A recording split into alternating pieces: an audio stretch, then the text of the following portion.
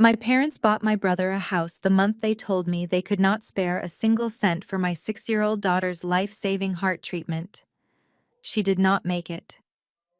2 years passed. Last week, my brother hit the emergency room in total organ failure, and the doctor said he desperately needed a family match.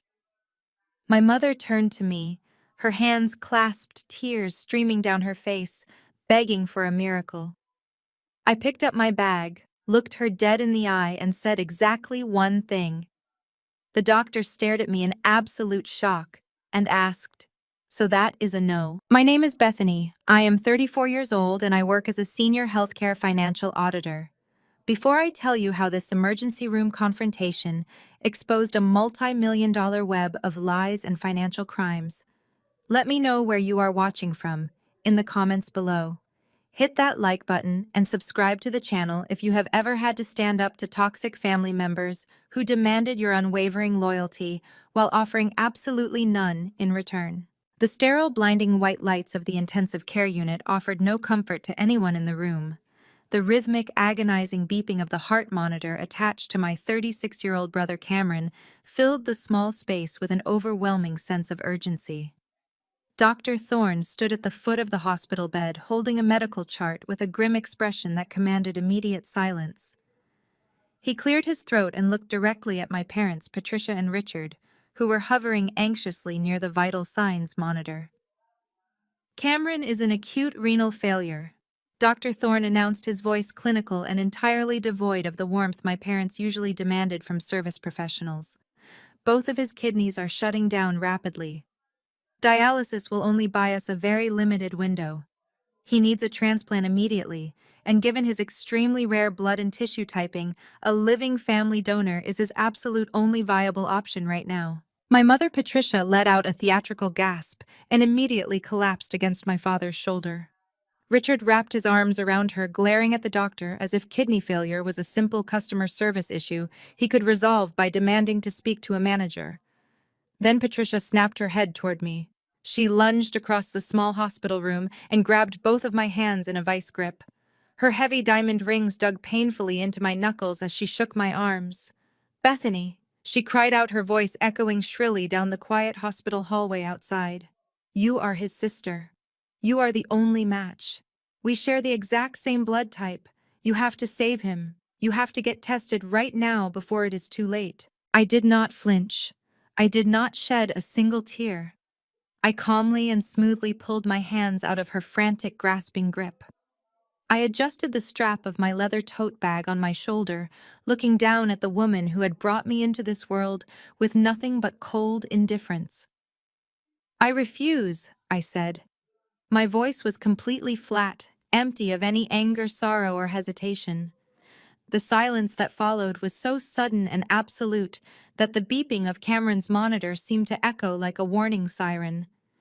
Dr. Thorne blinked clearly, caught off guard by my blunt, immediate rejection. He looked from my mother to me, his pen hovering uncertainly over his chart. So he began awkwardly clearing his throat again. "That is a definitive no to the donor screening procedure." "Yes, doctor," I replied, keeping my gaze locked entirely on my mother. "It is a definitive no. Let him handle his health issues himself." My father, Richard, stepped forward, his face turning a furious shade of crimson as he processed my words. "You are a cold-blooded monster," he shouted, pointing a visibly shaking finger right in my face. "Your own brother is lying there dying, and you will not even take a simple blood test to see if you can save his life. How can you possibly be so selfish? Family is supposed to sacrifice for each other no matter what." I reached into my tote bag and pulled out a folded piece of paper. It was worn at the edges, a document I had carried with me every single day for the past 2 years, as a reminder of exactly who these people were. I unfolded it slowly, deliberately, and pressed it flat against my father's chest, forcing him to take it from my hands. "Read it," I commanded. Richard glanced down at the paper, his manufactured anger faltering for a fraction of a second as he recognized the pediatric hospital logo at the top. $150,000, I said, my voice cutting through the sterile room like a sharpened blade. That is exactly what my daughter Lily's experimental heart surgery would have cost. 2 years ago, I stood in your lavish living room and begged you for a loan to save my 6-year-old child. You looked me right in the eye and told me the family business was struggling, that you were practically bankrupt, and that you could not spare a single cent to help her. Patricia covered her mouth, her fake tears drying up instantly as the past collided violently with the present. I took a step closer to my father, forcing him to step back against Cameron's bed. 1 month later, I continued, my tone dropping to a dangerous, steady whisper. Exactly 30 days after I buried my little girl, you bought Cameron an $800,000 mansion in the most expensive suburb in the city. You paid for it in pure cash. You watched my daughter die because you claimed you were broke just so you could buy your golden boy a house he did not even need. So no, Richard. My organs do not go to the man who stepped over my daughter's grave to buy real estate. Before my father could formulate another lie or excuse, a sharp, authoritative voice interrupted from the doorway. You do not have a choice in this matter, Bethany. I turned to see my sister-in-law, Kendra. As a highly successful African-American real estate attorney, Kendra was fully accustomed to dominating any room she walked into. She stood there adjusting the cuffs of her immaculate tailored blazer, her dark eyes completely devoid of sympathy or warmth.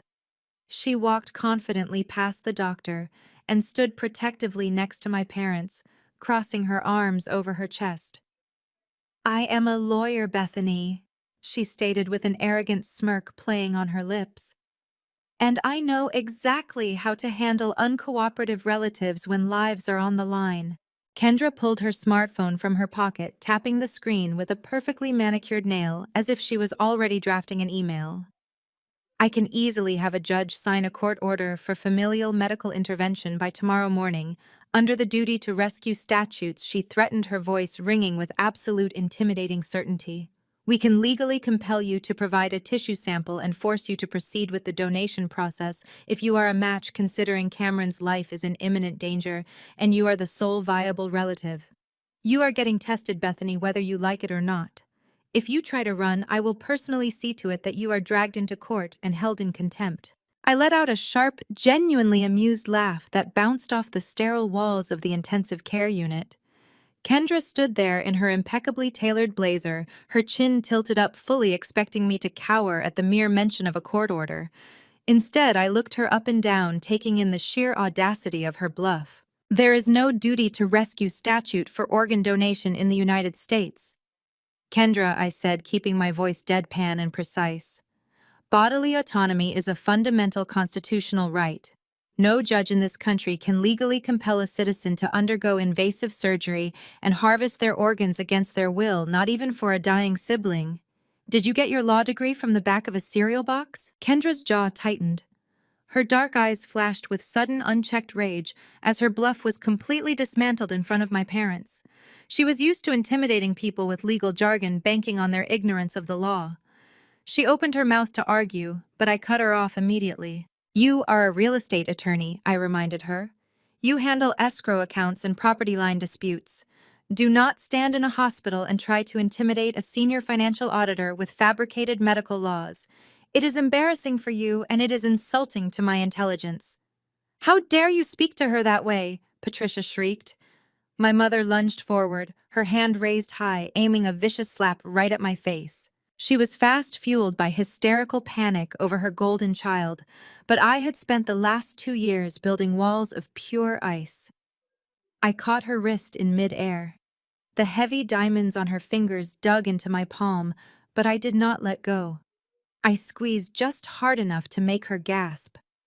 I looked at that hand, the same hand that had waved me away when I showed up at their country club, weeping, begging for a loan for Lily's pediatric surgeon. Physical violence will not magically produce a kidney for Cameron, I said, staring directly into her wide, panicked eyes. Keep your hands to yourself. I dropped her wrist. She stumbled back against my father, rubbing her arm and looking at me as if I were a stranger. In many ways I was. The desperate, pleading daughter who had begged them for a loan to save Lily died the exact same day her child did. I had nothing left to lose, which made me entirely immune to their manipulation. Richard stepped in front of my mother, his face turning an alarming shade of purple. He puffed out his chest using the same intimidation tactics that worked so well on his golf buddies and corporate subordinates. "If you walk out that door, Bethany, you are dead to us," Richard roared, his voice echoing off the medical machinery. "I will call my estate planner tonight. I have a $5 million estate and I will cut you out completely. You will not see a single red cent of my money. I will leave it all to Cameron and Kendra. You will be written out of this family forever." I looked at him feeling absolutely nothing. The threat of losing an inheritance was laughable. They assumed money was the only language I spoke simply because it was the only language they understood. They thought hanging a future fortune over my head would erase the reality of a dead grandchild. "Keep your $5 million, Richard," I said smoothly. "I make my own money. And unlike Cameron, I do not snort it away on fake startup ventures and pretend to be an entrepreneur. Good luck with the dialysis." I turned on my heel and walked out of the intensive care unit. I did not look back. I did not listen to my mother's renewed wailing or Kendra's shouted threats echoing down the corridor. I kept my posture straight, my breathing even, and my heels clicking rhythmically against the linoleum floor. The crisp night air hit my face the second I stepped out of the automatic sliding doors and into the hospital parking garage. The adrenaline that had kept my hands steady inside the room was beginning to fade, replaced by a cold, calculating calm. I walked toward my car, a sensible sedan I had bought myself, after paying off Lily's residual medical debts. My parents had never offered to help with those, of course. I unlocked my car and slid into the driver's seat, tossing my tote bag onto the passenger side. I needed a quiet space to process exactly what had just happened. My brother was dying. My family demanded I surrender a piece of my own body to save him all, while utterly ignoring the fact that they had let my daughter die to buy him a luxury house. The sheer entitlement was staggering. Before I could start the engine, my phone vibrated violently against the center console. It was not a text message. It was a high-priority push notification from my primary bank. Then a second notification popped up. Then a third from my secondary credit union. I picked up the phone, my brow furrowing.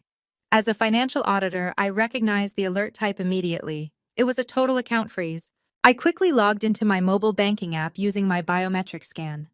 The screen loaded, displaying big red banners across my checking, savings, and emergency fund accounts. Every single balance showed a hold status. I tapped the Details tab on my primary checking account to read the restriction code. The notice was crystal clear. It stated that a temporary asset freeze had been initiated due to a suspected financial dispute flag. I stared at the screen, my analytical mind racing to connect the dots. A suspected financial dispute flag was a specialized legal maneuver. It required a licensed attorney to file an emergency injunction, claiming that the account funds were tied to a contested family trust or a pending civil litigation. It was designed to prevent someone from moving money right before a lawsuit. I looked at the filing firm's name listed at the bottom of the digital notice. It was Kendra's real estate and family law firm. She had not wasted a single second. While I was walking out of the hospital, my sister-in-law had made a phone call to a judge she probably played golf with, filing a fraudulent dispute against an old family trust account that my name was still technically attached to. She used that thin connection to freeze my entire financial life. Another notification appeared at the top of my screen. A text message from Kendra. "No money, no options," the message read. "Come back to the hospital right now and sign the donor consent forms, or you will not even be able to buy groceries tomorrow morning. Do not test me, Bethany." I sat in the dim light of the parking garage, reading the text message over and over. They honestly thought this would work. They thought that cutting off my access to my own money would panic me, force me to my knees, and make me crawl back into that hospital room, begging for access to my debit cards in exchange for my kidney. They thought they were dealing with a frightened, helpless woman. They had completely forgotten what I did for a living for the past 10 years. They had just declared financial war on a senior auditor who spent her days dismantling complex corporate fraud and tracking hidden money. I did not reply to Kendra. I simply locked my car doors, reached into my bag, and pulled out my encrypted corporate laptop. If they wanted to play games with bank accounts, they were about to learn exactly how outmatched they truly were. I stared at the glowing screen of my phone, the harsh blue light illuminating the dark interior of my sedan. The text message from Kendra sat right below the bank alerts, practically dripping with unearned arrogance. No money, no options. Come back to the hospital and sign the donor consent. She honestly thought this would work. She thought cutting off my access to my checking account would send me into a blind panic, forcing me to crawl back into that sterile hospital room and trade my kidney for my debit card. Kendra thought she had executed a brilliant legal masterstroke. I knew exactly what she had done. It was a dirty, desperate parlor trick. She had dug up a dormant family trust from when I was a teenager, a trust my name was still technically tethered to as a fractional beneficiary. By filing a sudden dispute against that specific entity, she triggered an automated blanket injunction. The bank algorithm simply locked everything tied to my social security number until a judge could sort out the mess. It was a brute force tactic designed to cause immediate paralyzing fear. I did not panic. Panic is an emotion reserved for people who do not understand the rules of the game. I placed my phone face down on the passenger seat and opened my corporate laptop. The screen booted up, requiring a retinal scan and a 20-character encrypted password. As a senior healthcare financial auditor, I tracked missing millions for hospital networks across the globe. I hunted down ghost accounts, dismantled fraudulent shell companies, and exposed executives who thought they were smarter than the system. Kendra was a local real estate attorney who closed suburban property deals and threatened homeowners associations. She had just invited a shark into her goldfish bowl. My fingers flew across the keyboard. First, I needed to secure my personal liquidity. Kendra only knew about my domestic retail accounts. She had absolutely no idea about the emergency offshore accounts I had established after my divorce. Those accounts were fully legal, heavily encrypted, and entirely decoupled from the archaic family trust she had targeted. Within 4 minutes, I routed $50,000 through a secure proxy server and deposited it straight into an untouchable digital wallet on my phone. Just like that, her financial stranglehold was reduced to dust. I had full access to my funds, and Kendra was entirely oblivious to her failure. But simply defending myself was not enough. Kendra had opened a door she should have kept firmly shut behind a padlock. By using that old family trust to initiate the dispute, she had inadvertently exposed the trust's entire transaction history to the legal discovery process. She had forcefully linked my financial footprint to my parents' private banking network. I now had a direct, unhindered backdoor view into the very accounts Richard and Patricia used to manage their wealth. I adjusted the screen brightness and cracked my knuckles in the quiet isolation of the parking garage. If my father wanted to threaten me with his $5 million estate, it was time to see exactly how he managed that money. I initiated a deep sweep algorithm instructing the corporate auditing software to pull every routing number wire transfer and massive withdrawal tied to Richard and Patricia over the last 36 months. I specifically wanted to see where the $800,000 for Cameron's mansion had originated. Lines of raw data scrolled endlessly across my screen. I bypassed their country club dues, the luxury car leases, and the exorbitant credit card bills. I was looking for anomalies. I was looking for the hidden rot beneath their perfect polished country club facade. My software immediately highlighted a cluster of offshore routing numbers. My father had been funneling cash into a series of shell companies registered in Delaware, all operated by Kendra's law firm. Kendra was not just Cameron's wife. She was the chief architect of my parents' tax evasion scheme. But that was just standard white-collar crime. It was expected. What I found next made the breath completely vanish from my lungs. The algorithm flagged a massive isolated transaction that did not fit the pattern of their usual tax dodging. It was a single wire transfer of exactly $2 million. I looked at the timestamp on the transaction and my blood ran absolutely cold. The digital numbers on the screen seemed to burn themselves into my retinas. The transfer had been initiated and cleared exactly 2 years ago. I checked the date again. Then I checked it a third time, my hands beginning to shake over the keyboard. There was no mistake. It was October 12th. October 12th was the exact day I sat in a pediatric intensive care unit and held my 6-year-old daughter's hand as her heart stopped beating. It was the exact day I signed the agonizing paperwork to take Lily off life support, because my parents had looked me in the eye and sworn they had absolutely no money to fly her to the specialist in Seattle. I traced the origin of that $2 million transfer with a growing sense of absolute horror. It did not come from Richard's business accounts. It did not come from Patricia's personal savings. It came from a high-yield medical and educational trust account, an account I had absolutely no idea existed. While I was weeping over my child's lifeless body, begging the universe for a miracle we supposedly could not afford, my parents were quietly transferring $2 million out of an invisible vault. The glaring blue light of the laptop screen illuminated the exact moment my family sold my daughter's life. October 12th.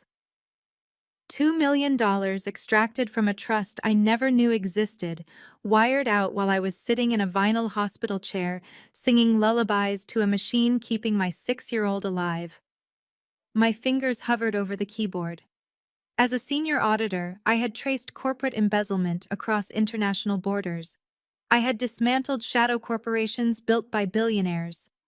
Tracking this stolen money was not a challenge. It was an execution. Before I could trace the destination routing number of the $2 million, heavy violent pounding shook my front door. The brass knocker rattled against the wood with such force, I thought the hinges might splinter. Nobody gets past the concierge in my luxury apartment building without clearance unless they threaten a massive lawsuit or bribe the doorman with an obscene amount of cash. Kendra and Richard excelled at both. I calmly closed the secondary auditing tab, leaving only the primary shell company interface open on my desktop. I walked to the door and pulled it open. Richard stood there, his face flushed red with exertion and unhinged rage. He did not wait for an invitation. He shoved his way past me, his expensive Italian leather shoes tracking city grit onto my pristine hardwood floor.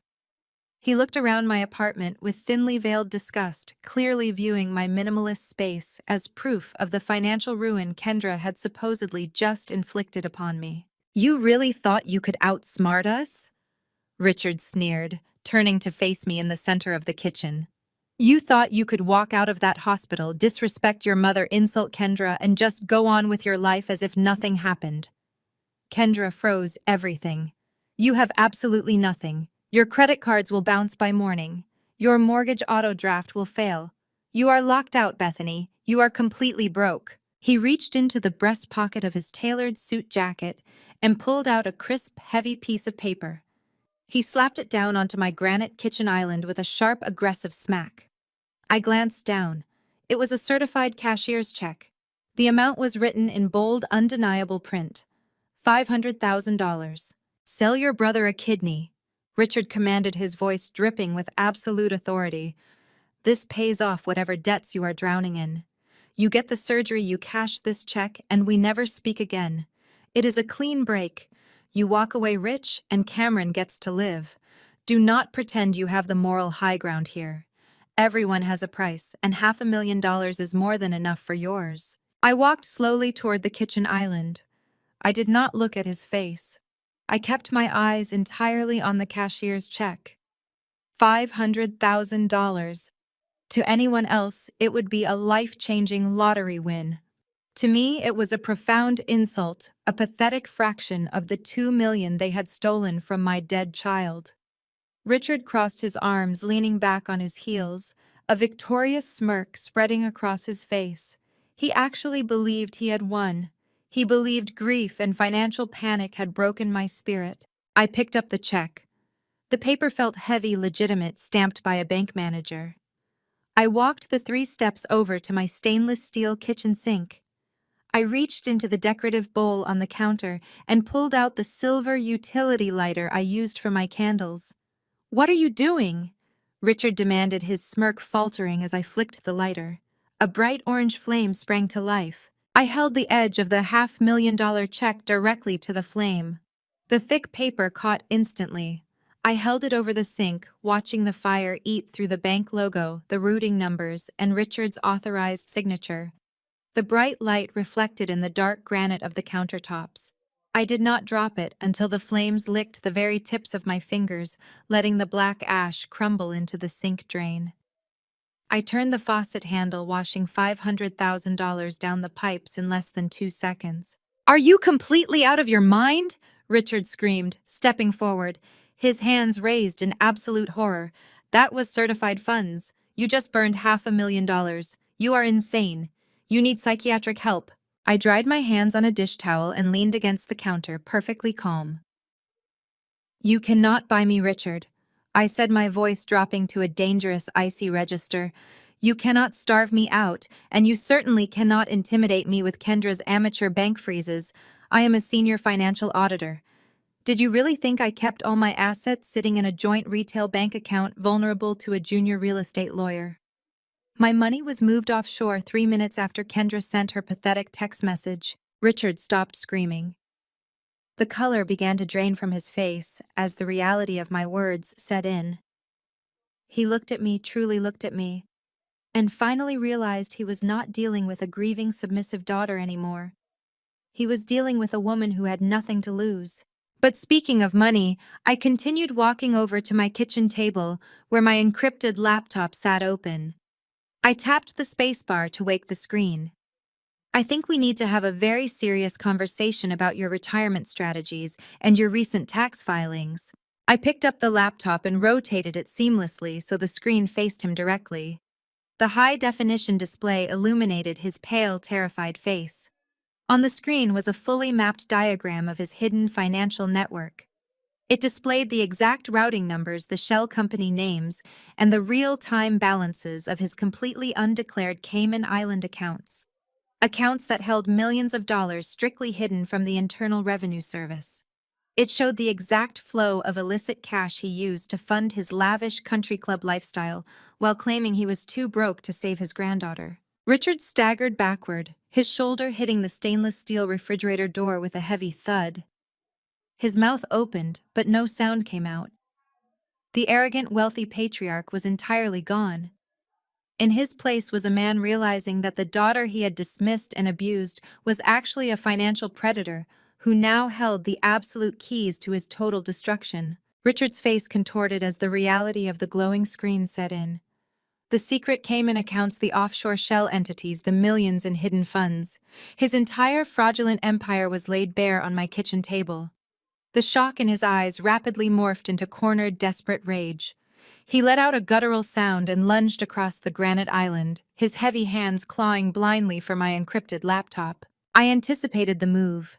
I did not flinch or pull the laptop away. Instead, my thumb pressed down hard on the wireless key fob hidden inside my cardigan pocket. Instantly, a deafening 120 decibel security siren erupted from the apartment's integrated alarm system. Strobe lights flashed from the ceiling sensors, painting Richard's panicked face in harsh, pulsing white light. He froze mid-lunge, his hands hovering inches from the keyboard, entirely paralyzed by the sudden, overwhelming noise. "Building security is automatically dispatched when that alarm sounds," I shouted over the blaring siren, my voice perfectly steady. "The police are precisely 3 minutes behind them."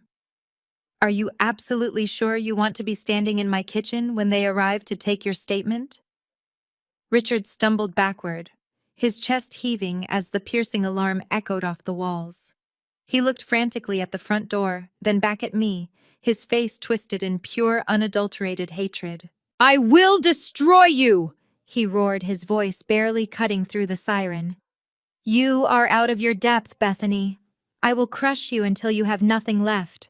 I will ruin your life." He turned and fled, sprinting out the front door and down the carpeted hallway, leaving the heavy door swinging on its hinges. I watched him go, feeling a deep, settling calm wash over my entire body. I tapped the code into my wall panel to kill the alarm.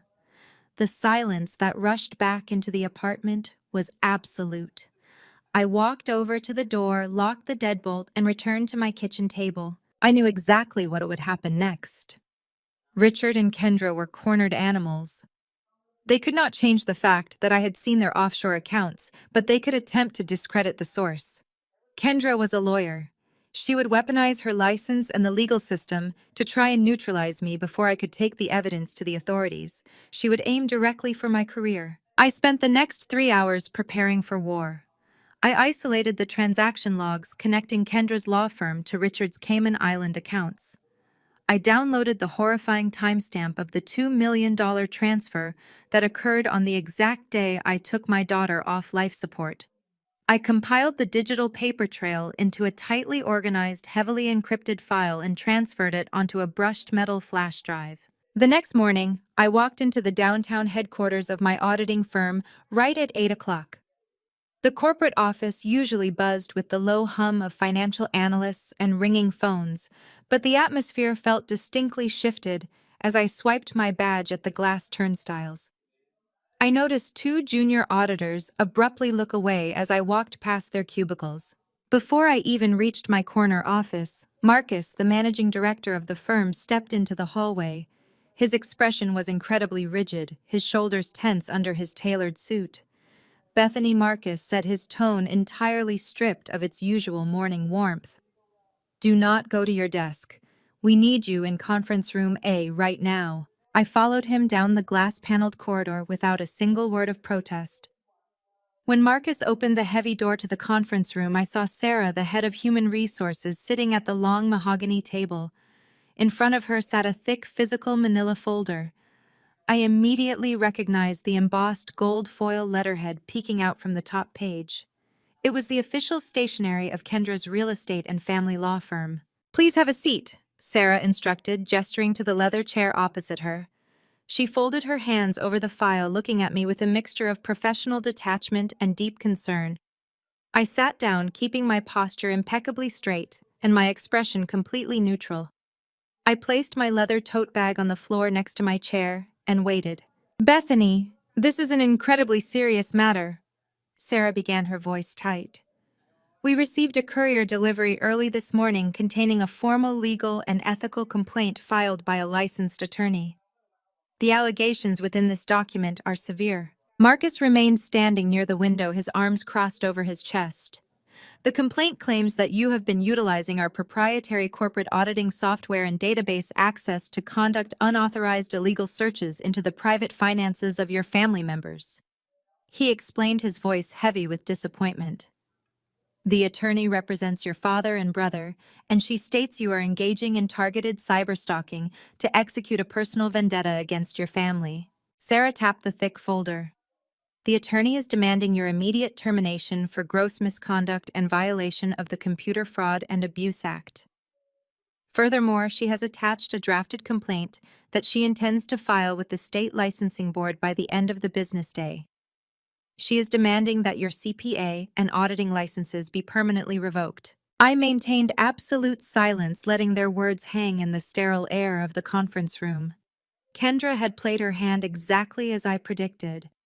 She was using the threat of corporate liability and public scandal to force my firm to fire me, hoping to strip away my professional credibility and access to auditing tools before I could expose their tax evasion.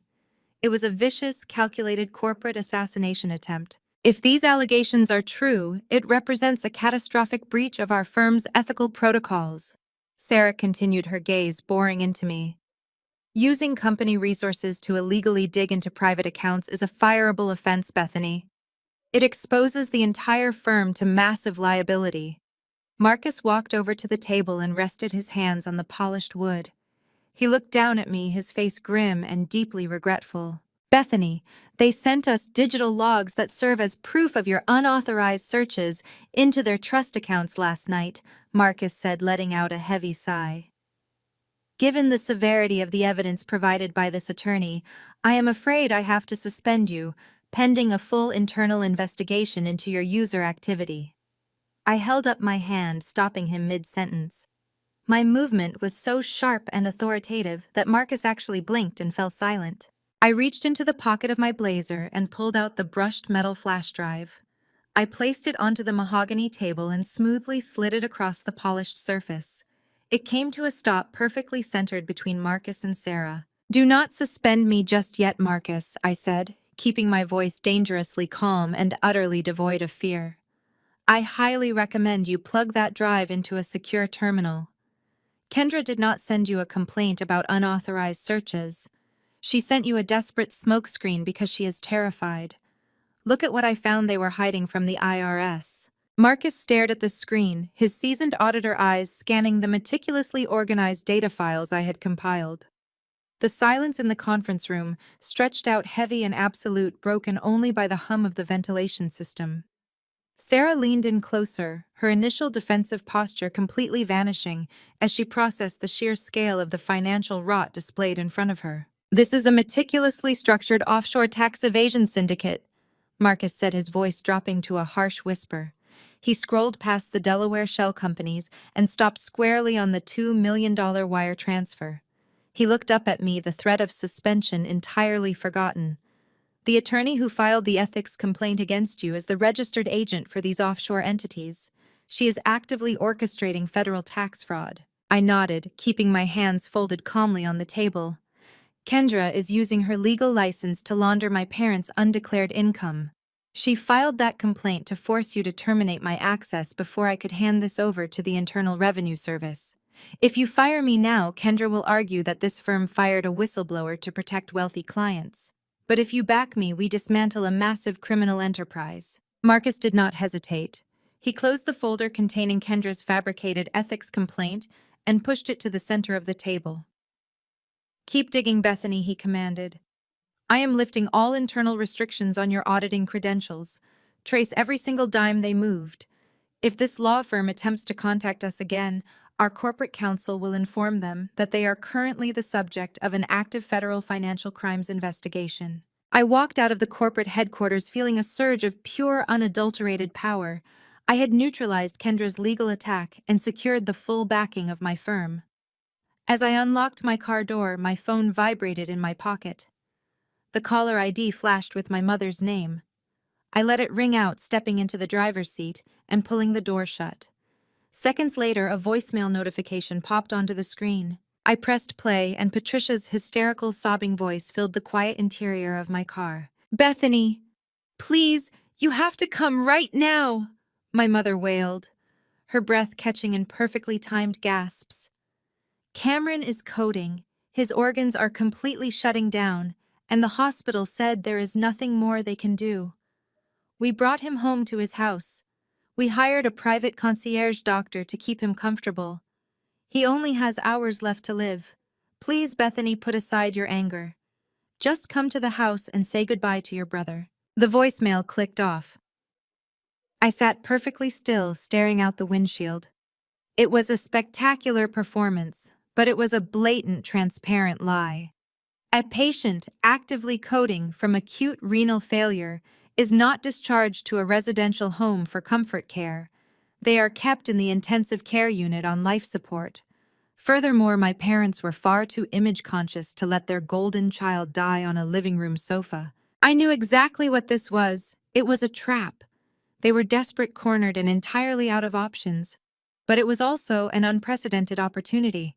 Richard kept a physical ledger in a biometric safe inside Cameron's home office. He used it to track the cash flow that even Kendra's digital networks did not record. With all of them distracted by this fabricated deathbed scene, I could bypass the study door and secure the physical evidence that would lock them in federal prison for the next 20 years. I started the engine and drove straight to the affluent gated community where Cameron lived.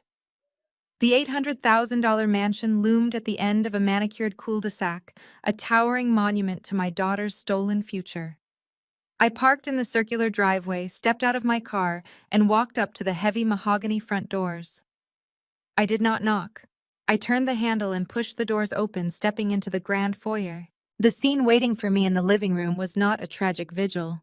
The expansive space was perfectly immaculate. There were no heart monitors, no oxygen tanks, and absolutely no weeping family members. Cameron was sitting upright in a plush leather armchair. He looked pale and undeniably sick, but he was certainly not coding or gasping for his final breaths. Richard and Patricia stood rigidly near the stone fireplace, their faces devoid of any sorrow. Standing next to Cameron was a man in a cheap, ill-fitting suit, holding a worn black medical bag. He looked less like a concierge physician and more like a disgraced clinic worker, willing to bend medical ethics for a thick envelope of cash. And sitting at the center of the glass coffee table was Kendra. She smiled a cold, predatory expression and tapped a thick stack of legal documents resting in front of her. I stopped at the edge of the living room, taking in the staged intervention. "There is no deathbed," I stated, keeping my voice deadpan. "You lured me here to an ambush.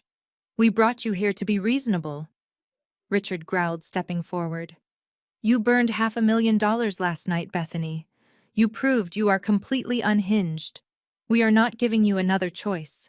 Kendra stood up, smoothing the front of her blazer. She gestured to the papers on the table. "This is a binding non-disclosure and donor settlement contract. It legally absolves you of any financial liability regarding the family trust, and in exchange you consent to an immediate blood draw and tissue typing procedure. If you are a match, you will be transported to an independent surgical center tomorrow morning." The sleazy private doctor unzipped his black bag. He pulled out a rubber tourniquet, a sterilized needle, and a row of empty glass blood vials. He stepped toward me, his eyes darting nervously to Richard for approval. "You actually brought a back-alley doctor to physically harvest my blood?" I said, a dark, dangerous laugh escaping my throat. "This is beyond tax evasion, Kendra. This is conspiracy to commit medical battery. I am leaving." I turned on my heel, ready to walk back out the front doors and drive straight to the police station. But Kendra moved faster. She bolted across the foyer and planted herself directly in front of the heavy mahogany double doors, physically blocking my only exit. Her face twisted into a mask of pure, vicious desperation. "You are not leaving this house until we draw your blood for the match," Kendra stated, her voice ringing with absolute terrifying certainty. "I have the legal paperwork drafted. I have the medical professional ready. If you try to fight us, I will call the police right now. I will tell them that you broke into this house and physically assaulted your dying brother. It will be 4 witnesses against 1. Sit down and give us your arm, Bethany, or you are going to jail." Kendra stood her ground, her expensive heels planted firmly against the marble threshold. She had attempted to weaponize the corporate legal system against my career, and now she was attempting to weaponize physical force against my body. The sheer audacity of her threat hung in the dead air of the grand foyer. Assaulting a dying brother. It was a perfectly crafted, malicious lie, exactly the kind of narrative that played exceptionally well to sympathetic juries and eager prosecutors. The man with the worn black medical bag took Kendra's threat as his absolute cue. He stepped forward, his cheap loafers sinking deep into the thick Persian rug. The sterile plastic wrapper of the syringe crinkled loudly in his sweaty hands. He actively avoided making direct eye contact with me, keeping his gaze fixed firmly on the crook of my left arm, as if treating me like an inanimate object made the crime easier to commit. He was breathing too fast, and his hands possessed a slight, unmistakable tremor. He was not a highly paid, board-certified concierge specialist hired to provide discreet luxury care to the wealthy. He was a man drowning in his own desperate circumstances, bought and paid for by Richard's dirty money. As a senior financial auditor, my entire career was built on finding anomalies. I spent my days tracing hidden connections, identifying desperate people, and following the illicit money trails they left behind. When I had audited Richard's accounts the previous night, I had not just looked at the massive Cayman Island offshore transfers. I had looked at the localized rapid cash withdrawals. I had seen a frantic same-day wire transfer of $15,000 directed to a private medical LLC based out of a strip mall. I had run a basic background check on the primary license holder of that LLC. It was a habit and occupational reflex that had just saved my life. I did not back away as he closed the distance. I held my ground, letting him get close enough that I could smell the stale coffee and nervous perspiration rolling off his skin. I looked down at the laminated badge clipped carelessly to his wrinkled lapel. Dr. Evans, right? I stated, my voice echoing clearly off the high vaulted ceilings of the mansion. He stopped instantly. The needle hovered just inches from my forearm. He finally looked up, his bloodshot eyes meeting my perfectly calm, unyielding gaze. I did not flinch. Instead, I smiled. It was a thin, razor-sharp expression that offered absolutely no warmth. Tell me, Dr. Evans. I continued, keeping my tone conversational but laced with absolute venom. Is the state medical board currently aware that you are doing house calls to draw blood under extreme physical duress? More importantly, do they know you are operating as a private collector while currently under active investigation for overprescribing oxycodone in 3 different counties? The silence that followed was total and suffocating. The doctor's face drained of all color, shifting rapidly from a blotchy red to a sickly translucent gray. The tremor in his hands instantly magnified into a full-body shudder. The syringe slipped from his fingers, clattering loudly against the glass surface of the coffee table and rolling next to Kendra's useless settlement contract. You thought you were walking into a simple, highly paid family dispute, I said, taking a slow, deliberate step toward him. You thought you could take Richard's $15,000 retainer, draw a vial of blood, and walk away clean. But you just walked into an active federal financial crimes investigation. If that needle touches my skin, my firm's automated security protocols will flag the biometric distress signal, and I will personally dial the Drug Enforcement Administration tip line before the local police even arrive to take Kendra's fabricated assault statement. I tilted my head, studying his absolute panic. Do you honestly believe Kendra's real estate law license is going to protect a disgraced, desperate physician facing federal narcotics trafficking charges? The moment the DEA raids this house, Richard and Kendra will throw you to the wolves to save themselves. You are nothing but collateral damage to them. Dr. Evans did not say a single word. He did not look at Kendra, and he did not look at Richard. He simply broke. He grabbed the rubber tourniquet off the table, shoving it into his worn leather bag with frantic, uncoordinated movements.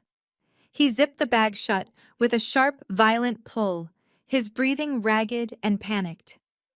Arthur! What are you doing? Richard bellowed, his voice booming across the living room. You signed a confidentiality agreement. We paid you for a service. Get back here and do your job. I am leaving. Evans stammered, his voice cracking as he backed away from me, his eyes wide with sheer terror. I want no part of this. Keep the money. I was never here. He turned and sprinted toward the front door. Kendra, realizing her physical blockade was now useless without the medical professional to execute the procedure, instinctively stepped aside to avoid being trampled by the fleeing doctor. Evans shoved the heavy mahogany door open and bolted down the driveway. A moment later, the screech of his tires echoed through the open door as he threw his sedan into gear and sped away from the property. The sudden departure left a gaping void in the room, rapidly filled by an intense explosive fury. Kendra slammed the front door shut, her chest heaving as she turned to face me. Her perfectly calculated intervention had entirely collapsed. You arrogant, vindictive wretch! Richard spat, his hands balled into tight fists at his sides. He took a threatening step forward, but the lingering reality of the offshore account exposure kept him from crossing the room. He knew I held the detonator to his entire life. But Patricia could not maintain the facade any longer. The image of the composed, wealthy matriarch completely shattered. She stepped out from behind Richard, her face twisted into a mask of ugly, unfiltered desperation. The polished veneer was gone, replaced by a frantic woman realizing she could no longer control the daughter she had always treated with absolute disdain. How can you do this? Patricia screamed, her voice shrill and echoing harshly off the expensive artwork lining the walls. How can you stand there and destroy the only chance your brother has to survive? He is sitting right there. He is sick. He needs that kidney. I looked at Cameron. He was sitting in the leather chair, staring at the floor. He had not spoken a single word during the entire ordeal. He was perfectly content to let his parents bully, threaten, and blackmail me into giving up my bodily autonomy to save his life. He was exactly the coward they had raised him to be. This is not a negotiation. Bethany Patricia continued, closing the distance between us, her hands waving wildly in the air. We gave you everything. We provided for you. We gave you a beautiful life. You are acting like a selfish, ungrateful child. He is your brother. She pointed a trembling manicured finger directly at my chest, her eyes blazing with hysterical fury. He is your blood. He is your flesh and blood. You owe him your life. The echoes of her screaming faded into the heavy velvet curtains and plush carpets of the living room. I stood perfectly still, letting the sheer weight of her manipulation wash over me and drain away, leaving absolutely nothing behind. They had relied on guilt for 30 years. They had relied on the societal expectation that family required unconditional loyalty, no matter the cost, no matter the abuse. I reached over to the antique entryway chair and calmly picked up my wool trench coat. I slid my arms into the sleeves, adjusting the collar with precise, unhurried movements. I looked at Patricia. My heart did not race. My hands did not shake. A cold, empty smile formed on my lips, genuine and completely devoid of any warmth. That is the funniest part of this whole night, Mom, I said, my voice dropping to a low conversational tone that cut through her hysteria with surgical precision. Because we actually aren't blood. The silence that crashed down on the living room was absolute and suffocating. It was so profound that I could hear the faint rhythmic ticking of the antique grandfather clock in the distant hallway. The air in the mansion grew instantly thick, heavy, with the weight of a secret that had remained buried for over 3 decades. What are you talking about? Richard demanded, his voice dropping from a furious roar to a low, uncertain gravel. I kept my eyes locked entirely on Patricia. She had frozen perfectly still. The blood rapidly drained from her face, leaving her pristine, heavily powdered skin looking like gray wax. Her manicured hands, which had been wildly gesturing just seconds before, fell limp at her sides.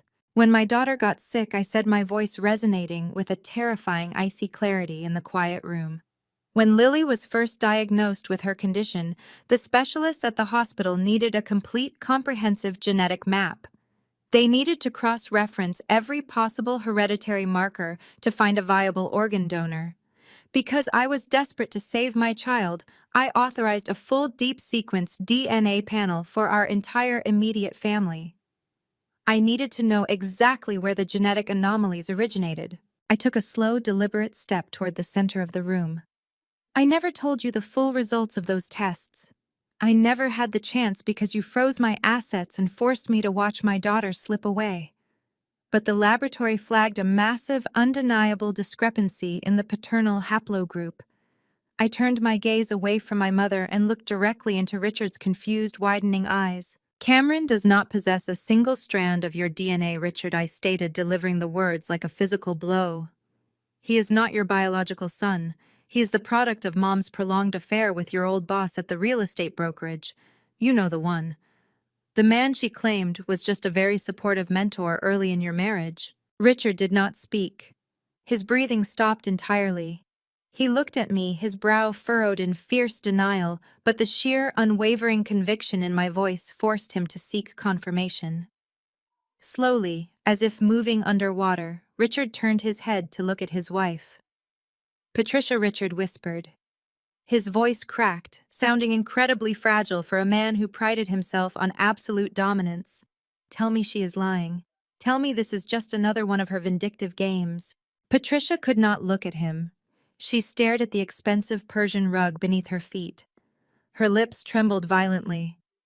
She tried to speak, to formulate one of her classic reality-distorting lies, but the sheer shock of the exposure had shattered her defenses. She crumpled.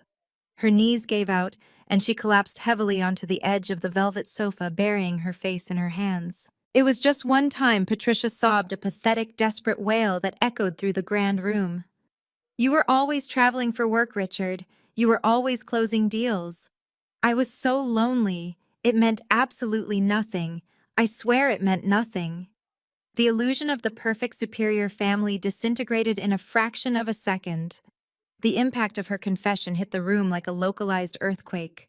Cameron, still sitting in his leather armchair, looked completely paralyzed. The arrogant, entitled golden child, the man who believed he was the rightful heir to an empire, sat with his jaw slack.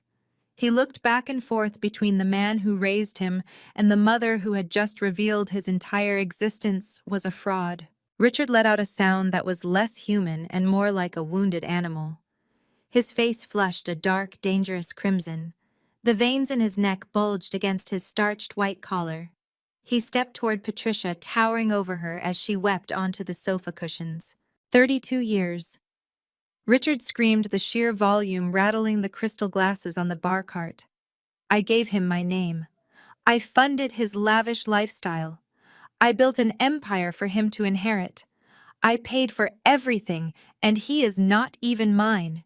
You parasitic, lying traitor. Richard spun around, pointing a shaking finger directly at Cameron. You are nothing to me. Richard roared, his eyes wild with a lifetime of betrayed pride. Do you hear me? You are a bastard. You are absolutely nothing.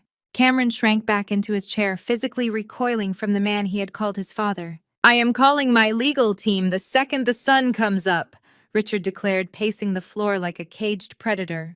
I am filing for divorce, Patricia. I am contesting everything. I will leave you with the clothes on your back.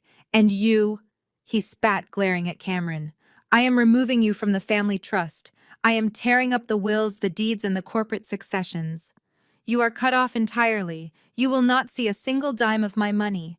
I will let you rot before I spend another cent on another man's mistake. I stood by the entryway, watching the carnage unfold with a deep, chilling sense of satisfaction. I had set the match and they were burning their own house down. But the performance was not over. Kendra stepped out from the shadows near the fireplace. She did not rush to comfort her devastated husband.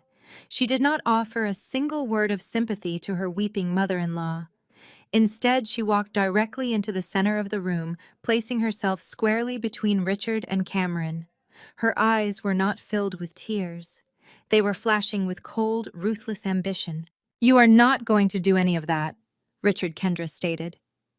Her voice was remarkably steady, cutting through his enraged shouting with the sharp edge of a guillotine. Richard stopped pacing and glared at his daughter-in-law.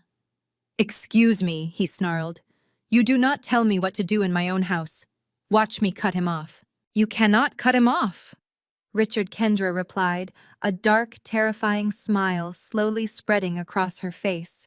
Because you were too arrogant and too cowardly to put your own name on your dirty money. Richard froze, the angry flush draining from his cheeks. I am a partner at the law firm, Richard Kendra explained, her tone dripping with condescension. I drafted the legal frameworks for your offshore entities. I set up the shell companies in Delaware and the Cayman Islands. Because you wanted your hands completely clean to avoid the IRS, you instructed me to make Cameron the primary signatory and legal beneficiary on every single illegal LLC holding your untaxed wealth. Kendra took a step closer to him, radiating absolute leverage. Cameron owns those accounts on paper. If you cut him off or if you let him die because you refuse to secure and fund an alternative organ donor, those offshore accounts default into a legal nightmare. But more importantly, Richard, if you try to divorce Patricia and sever ties with my husband, I will personally walk into the federal building downtown.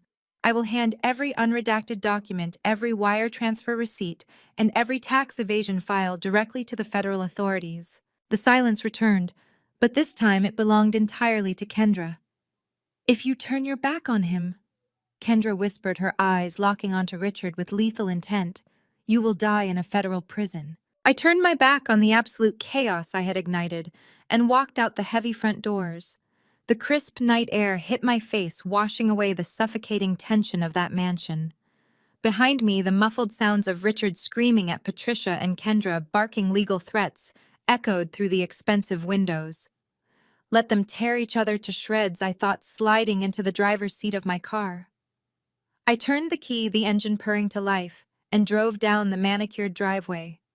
For the first time in 30 years, the suffocating grip of my family's toxic empire felt completely shattered. I drove back to my apartment with a profound sense of peace. But I underestimated Kendra's sheer capacity for malicious scorched earth warfare. I woke up the next morning to the sound of my phone vibrating violently against my nightstand. It was not a single call. It was a relentless, continuous buzz. I picked up the device and saw a tidal wave of notifications. Thousands of alerts from every social media platform, text messages from unknown numbers, and missed calls from blocked caller IDs. I opened a direct message on my personal account. It read, "You are an absolute monster. How can you let your own brother die for money? You deserve to rot." My brow furrowed. I opened another, then another. They were all variations of the same visceral hatred. Death threats, insults, and furious condemnations poured in by the second. I navigated to the source of the vitriol. Kendra had not spent the night mourning her husband's failing health. She had spent the night launching a massive, highly coordinated public smear campaign. She had created a GoFundMe page titled "Save Cameron from Extortion." The page had already raised over $50,000 in sympathetic donations. But the centerpiece of the campaign was a video. I clicked play. Kendra had meticulously edited security footage from the mansion's hidden living room cameras. The video was a masterclass in manipulation. It cut out the sleazy back alley doctor. It cut out Kendra physically blocking the door. It completely omitted my revelation about Cameron's true paternity. Instead, the heavily spliced footage showed me standing coldly in my trench coat while Patricia wept on her knees. The audio was selectively boosted to feature Patricia screaming, "He is your flesh and blood, you owe him your life." It then violently smash cut to an out-of-context audio clip of me saying, "I am leaving," paired with a visual of me turning my back on a sickly-looking Cameron. Below the video, Kendra had drafted a heartbreaking, entirely fabricated narrative. She claimed I had demanded a massive financial payout in exchange for undergoing the kidney match test, holding my brother's life hostage for corporate shares. She painted me as a deranged, greedy sociopath who was extorting a dying man. Kendra was weaponizing public outrage to break me mentally. If she could not force me to comply behind closed doors, she would use a digital mob to terrorize me into submission. I walked into my living room and pulled back the edge of the blackout curtains. Down below the street in front of my luxury apartment building was a circus. 3 local news vans were illegally parked along the curb. At least a dozen reporters and amateur videographers were swarming the glass entrance doors, shoving microphones into the faces of irritated residents trying to leave for work. My building concierge buzzed my internal intercom. "Miss Thorne," the concierge said, his voice tight with anxiety. "The lobby is completely overrun. We have locked down the elevators, but they are shouting your name and demanding a statement. Building security is requesting police backup for crowd control. Lock down my floor completely," I instructed calmly. "Do not let anyone pass the front desk under any circumstances. I am perfectly fine." I hung up the intercom. Panic was exactly what Kendra wanted. She wanted me terrified, hyperventilating on my floor, desperate to make the nightmare end by giving them exactly what they demanded. But she forgot who she was dealing with. I was an auditor. I dealt with hostile entities trying to bury their sins every single day. I turned away from this window, ignoring the media circus outside. I walked into my kitchen and turned on the espresso machine. Let them scream. Let the internet hurl their uneducated hatred. None of it changed the federal tax evasion evidence sitting securely on my flash drive. And none of it changed the fact that Cameron was not a biological match anyway. As the coffee brewed, a sharp knock echoed from my secondary entrance. This was the secure service door connected to the freight elevator, accessible only to high-level building staff. I walked over and checked the security monitor. It was Marco, the head of building security, holding a thick brown manila envelope. I cracked the door open. "Sorry to disturb you, Miss Thorne," Marco said quietly, handing me the package. "A private courier delivered this through the loading dock. He specifically bypassed the lobby chaos and demanded it be handed directly to you. He required a biometric signature." I thanked Marco, took the envelope, and locked the heavy steel door. The package was sealed with thick, tamper-evident tape. There was no return address, just my name printed in sharp, elegant handwriting. I carried it to my kitchen island, grabbed a pair of scissors, and sliced through the reinforced top. I pulled out a single sheet of heavy stationery and a thick, bound legal folio. I recognized the embossed crest on the stationery immediately. It belonged to the retired law firm of my late grandfather's personal attorney. I unfolded the letter. It was signed by an anonymous sender, identifying themselves only as an old paralegal who had worked directly under my grandfather for decades. The note was brief and entirely devoid of pleasantries. It read, "Your grandfather knew Richard would eventually try to steal everything.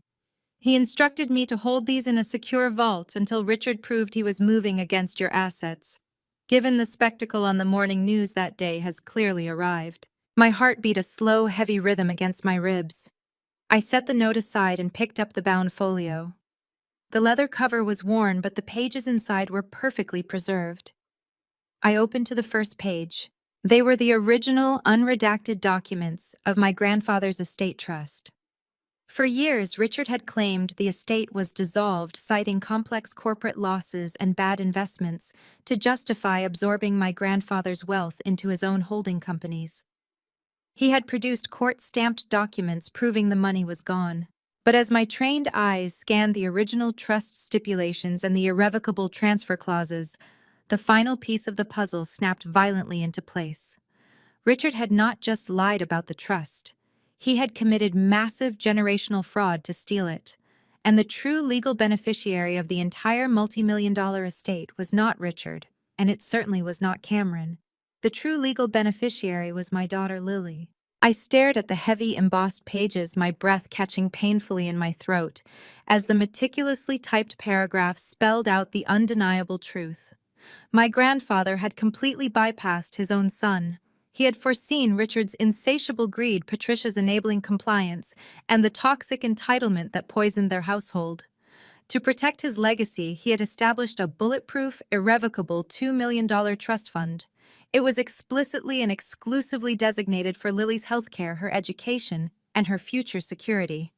I was listed as the sole custodian. Richard was granted absolutely zero access or oversight. I turned the page, my hands growing numb as the sheer magnitude of the betrayal began to unfold. Attached to the back of the trust charter was a series of bank execution records, wire transfer receipts, and custodial authorization forms provided by the anonymous paralegal. My eyes darted to the bottom of the primary release document. There, scrawled in black ink, was my signature. It was a near-perfect forgery, but as a seasoned auditor, I instantly spotted the slight, unnatural hesitation in the loop of the letter B and the stiff angle of the Y. This was Kendra's handiwork. She had utilized her law license to bypass the bank's stringent security protocols, presenting herself as the family counsel facilitating a tragic medical emergency on behalf of a distressed mother. She had weaponized her legal authority to commit massive fraud. I looked at the timestamps printed across the top of the withdrawal slips. The air in my apartment turned to ice. October 14th, October 15th, October 17th. My vision blurred, the room spinning as the dates burned into my memory with agonizing permanence. It was the exact week Lily was admitted to the pediatric intensive care unit. It was the exact week her organ failure rapidly escalated past the point of conventional treatment. The week the specialist pulled me into a sterile conference room and told me about an experimental, aggressively expensive intervention that could buy us the vital time we needed to find a donor match. I remembered the raw, suffocating panic of that week. I had driven straight to my parents' estate. I had begged them on my knees for a loan. I had pleaded with Richard to simply unfreeze my basic account so I could leverage my own assets. They had looked down at me, feigning absolute devastation, and claimed the family business was facing a catastrophic liquidity crisis. Patricia had wept fake tears, stroking my hair, swearing there was simply no money left to give. But there was money. $2 million of it sitting in an account legally belonging to my child, waiting to save her life. As I sat weeping beside my dying daughter's hospital bed, listening to the rhythmic failing beep of her heart monitor, Patricia and Kendra were systematically draining the very fund designed to cure her. They did not just let Lily die due to inaction. They actively signed her death warrant to line their own pockets. They murdered her with a pen. A cold, terrifying calm settled over me. The raw, agonizing grief of losing my child morphed instantly into a blinding, highly calculated rage. I did not cry. I did not scream. I walked over to my desk, opened my laptop, and plugged in the encrypted flash drive containing my firm's comprehensive audit of Richard's accounts. I cross-referenced the exact dates and the exact amounts drained from Lily's trust. I needed to know precisely what my daughter's life had bought them. I needed to follow the blood money to its final resting place. The $2 million had not been invested in the family company. It had been split into two distinct massive transactions. The first was a clean wire transfer for exactly $800,000. It was routed through one of Kendra's Shell LLCs and immediately dispersed to a premium real estate holding firm. I recognized the parcel number attached to the transaction receipt. It was the deed to the manicured towering mansion I had just walked out of. They had purchased Cameron's affluent suburban sanctuary using Lily's stolen medical funds. He was lounging in a living room paid for by my daughter's last breaths. But it was the second transaction that made my blood run entirely cold. $1.2 million had been completely liquidated and pushed through a highly complex web of offshore dummy corporations. It was a frantic, desperate digital maneuver designed to obscure the final destination. But Kendra was arrogant, and she had reused a routing pattern I had successfully mapped and decoded just 12 hours prior. I traced the digital footprint back to its ultimate recipient. It was not a legitimate corporate vendor, and it was not a standard offshore tax haven. The money had been wired directly into a shadow account flagged by the federal government as a front for a notorious, violently aggressive underground narcotics cartel. Cameron had not just been making poor business decisions, he was drowning in illegal gambling and cocaine debts. The cartel had undoubtedly come to collect, threatening the family's pristine public image and potentially Cameron's life. Richard and Patricia had been faced with a choice. Let their golden child face the violent consequences of his own criminal addictions or sacrifice their granddaughter to bail him out. They chose Cameron. They let Lily suffocate in a hospital bed so Cameron could keep his kneecaps intact and move into an $800,000 house. The realization did not bring a fresh wave of tears. It brought absolute terrifying clarity. My daughter's life had a price tag, and Richard had traded it to save a coward from a cartel. I closed the folio, placing my hands flat against the cool marble of my kitchen island. Every ounce of grief I possessed crystallized into something dense, heavy, and purely destructive. I was no longer a grieving mother or a discarded sister. I was an auditor, and I was going to balance the ledger. I moved to my desk with mechanical precision. I opened a new encrypted directory on my secure server. I began compiling the ultimate burn file. I scanned the original trust documents provided by the paralegal, perfectly indexing the ironclad stipulations regarding Lily's medical fund. Next, I imported the bank execution records, highlighting Kendra's forged signature in bright, undeniable red. I cross-referenced these with the localized wire transfers, plotting the exact digital path the stolen $2 million took. $800,000 to the real estate holding firm for Cameron's mansion. $1.2 million layered through Delaware shell companies, washed through the Cayman Islands, and deposited directly into the cartel's shadow account. I printed every document, placing the physical copies into a heavy waterproof briefcase. I backed up the digital files onto 3 separate flash drives. I knew exactly what to do next. Local law enforcement was a massive risk. Kendra had deep real estate connections throughout the city, regularly bribing municipal clerks and socializing with precinct captains at charity galas. A standard police report would be intercepted, buried, or delayed, just long enough for Richard to liquidate his assets and flee the country. I needed a hammer that Kendra could not manipulate. I needed the federal government. I bypassed the local precinct entirely and drove straight to the Regional Federal Bureau of Investigation field office. The towering glass building was an intimidating fortress, but I walked through the security checkpoints with my briefcase gripped tightly in my hand. I demanded to speak with the White-Collar Crimes Division, specifically citing ongoing high-level cartel money laundering. That got their attention immediately. Within 20 minutes, I was sitting in a sterile, windowless interrogation room across from Special Agent Sullivan. He was a seasoned veteran with sharp, analytical eyes and a demeanor completely devoid of nonsense. I did not waste his time with emotional appeals. I opened the briefcase and laid out the financial roadmap to Richard's destruction. I walked Agent Sullivan through the offshore accounts, the tax evasion, and the medical trust fraud. But when I presented the wire transfer routing numbers connecting Richard's corporate accounts to the cartel, the atmosphere in the room shifted instantly. Sullivan leaned forward, his entire posture tightening. He realized I was not handing him a simple family dispute. I was handing him a perfectly packaged, racketeer-influenced and corrupt organization's case. "You have handed us a loaded gun," Miss Thorne, Agent Sullivan stated carefully, gathering the documents. "The wire fraud and tax evasion are substantial, but moving funds to a recognized narcotics syndicate elevates this to a national security priority.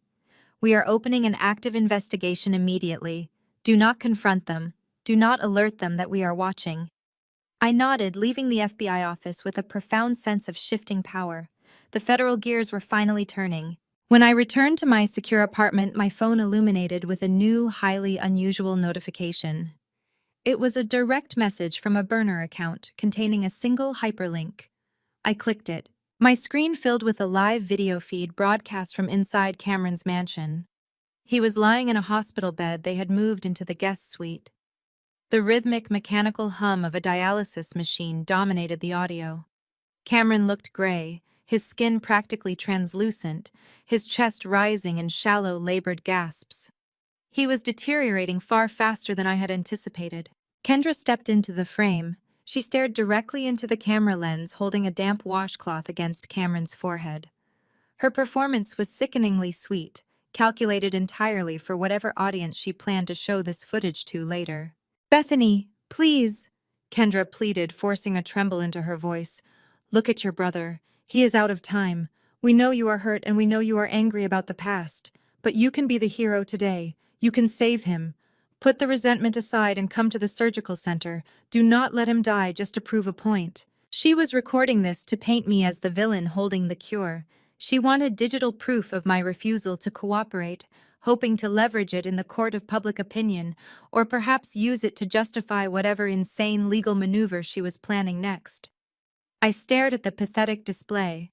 I did not type a paragraph explaining that I knew about the cartel. I did not hurl insults or threats. I opened the keyboard and selected a single simple emoji: a ticking clock. I hit send, ending the live stream. I walked into my kitchen to pour a glass of water, feeling the absolute control of the situation resting firmly in my hands. The federal agents were building the warrants. The trap was set. A violent, heavy pounding on my front door shattered the silence of my apartment. I froze. My building had multi-layered biometric security. Marco, the head concierge, had strict orders to lock down my floor. No one should have been able to reach my hallway without an active keycard and a security escort. I moved silently to the door and checked the digital peephole monitor. Kendra was standing in my hallway. She had not come alone. Flanking her on either side were two uniformed local beat cops, their hands resting casually on their duty belts. Kendra had utilized her extensive real estate connections, leveraging a favor with the building's property management firm to override Marco's security protocols and grant the police direct access to my floor. "Miss Thorne, please open the door," one of the officers called out, his voice muffled by the thick wood. "We are conducting a mandatory wellness check." Kendra stepped closer to the door, her face twisted into a mask of theatrical weeping devastation. She raised her voice, ensuring the officers heard every single word of her fabricated narrative. "Officers, please, you have to break the door down," Kendra cried, burying her face in her hands. "My sister-in-law is completely unstable. She just lost her daughter, and she is spiraling into a severe psychotic break. She has been sending us threatening messages, and she just told me she is going to take her own life to join her child. You have to place her under an involuntary psychiatric hold before she hurts herself." The trap was brilliantly, viciously executed. If the police breached the door and committed me to a locked psychiatric ward on a 72-hour involuntary hold, I would be entirely stripped of my legal autonomy. And as my closest remaining family members, Richard and Kendra, would immediately petition the court for emergency medical power of attorney. They were not just trying to silence me. They were planning to take legal ownership of my body to harvest the kidney by force. The heavy fist pounding against my reinforced steel door vibrated through the floorboards. "Miss Thorne, Portland Police Department. Open the door or we will breach it." I did not rush. I took a slow sip of the dark, bitter espresso, letting the heat center me. I walked to the entryway, disabled the biometric lock, slid back the heavy steel deadbolt, and pulled the door open. The two officers had their hands hovering near their radios, their postures rigid and braced for a violent, chaotic scene. Behind them stood Kendra. She had managed to completely ruin her mascara, her eyes red and puffy, her designer blouse intentionally rumpled. She looked exactly like a terrified, heartbroken sister-in-law, desperately trying to save a family member from self-destruction. As soon as the door swung inward, Kendra launched into her performance. She let out a loud, theatrical sob and tried to push past the officers. "Bethany, thank God you are still alive," Kendra wailed, reaching out for me with trembling hands. She turned to the officers, tears streaming down her cheeks. "Look at her. She is in a complete state of shock. She just lost her little girl, officers. She texted me saying she could not take the pain anymore and was going to end her life. You have to take her to the hospital. You have to commit her for her own safety. She needs a locked ward immediately." The older officer stepped forward, gently blocking Kendra with his arm while assessing me. He looked at my perfectly pressed slacks, my silk blouse, and the calm, steady way I held my coffee cup. There was no hysteria, no manic energy, no signs of a breakdown. "Miss Thorne," the officer said, his tone cautious but carrying the weight of authority. "We received a highly concerning report regarding your mental state. Your sister-in-law claims you are a danger to yourself." I took another sip of my espresso. "My sister-in-law is a real estate attorney attempting to weaponize municipal police resources to force a medical procedure," I stated clearly, my voice ringing with absolute professional authority. "You are currently participating in a fraudulent wellness check designed to bypass my legal autonomy." Kendra gasped, clutching her chest.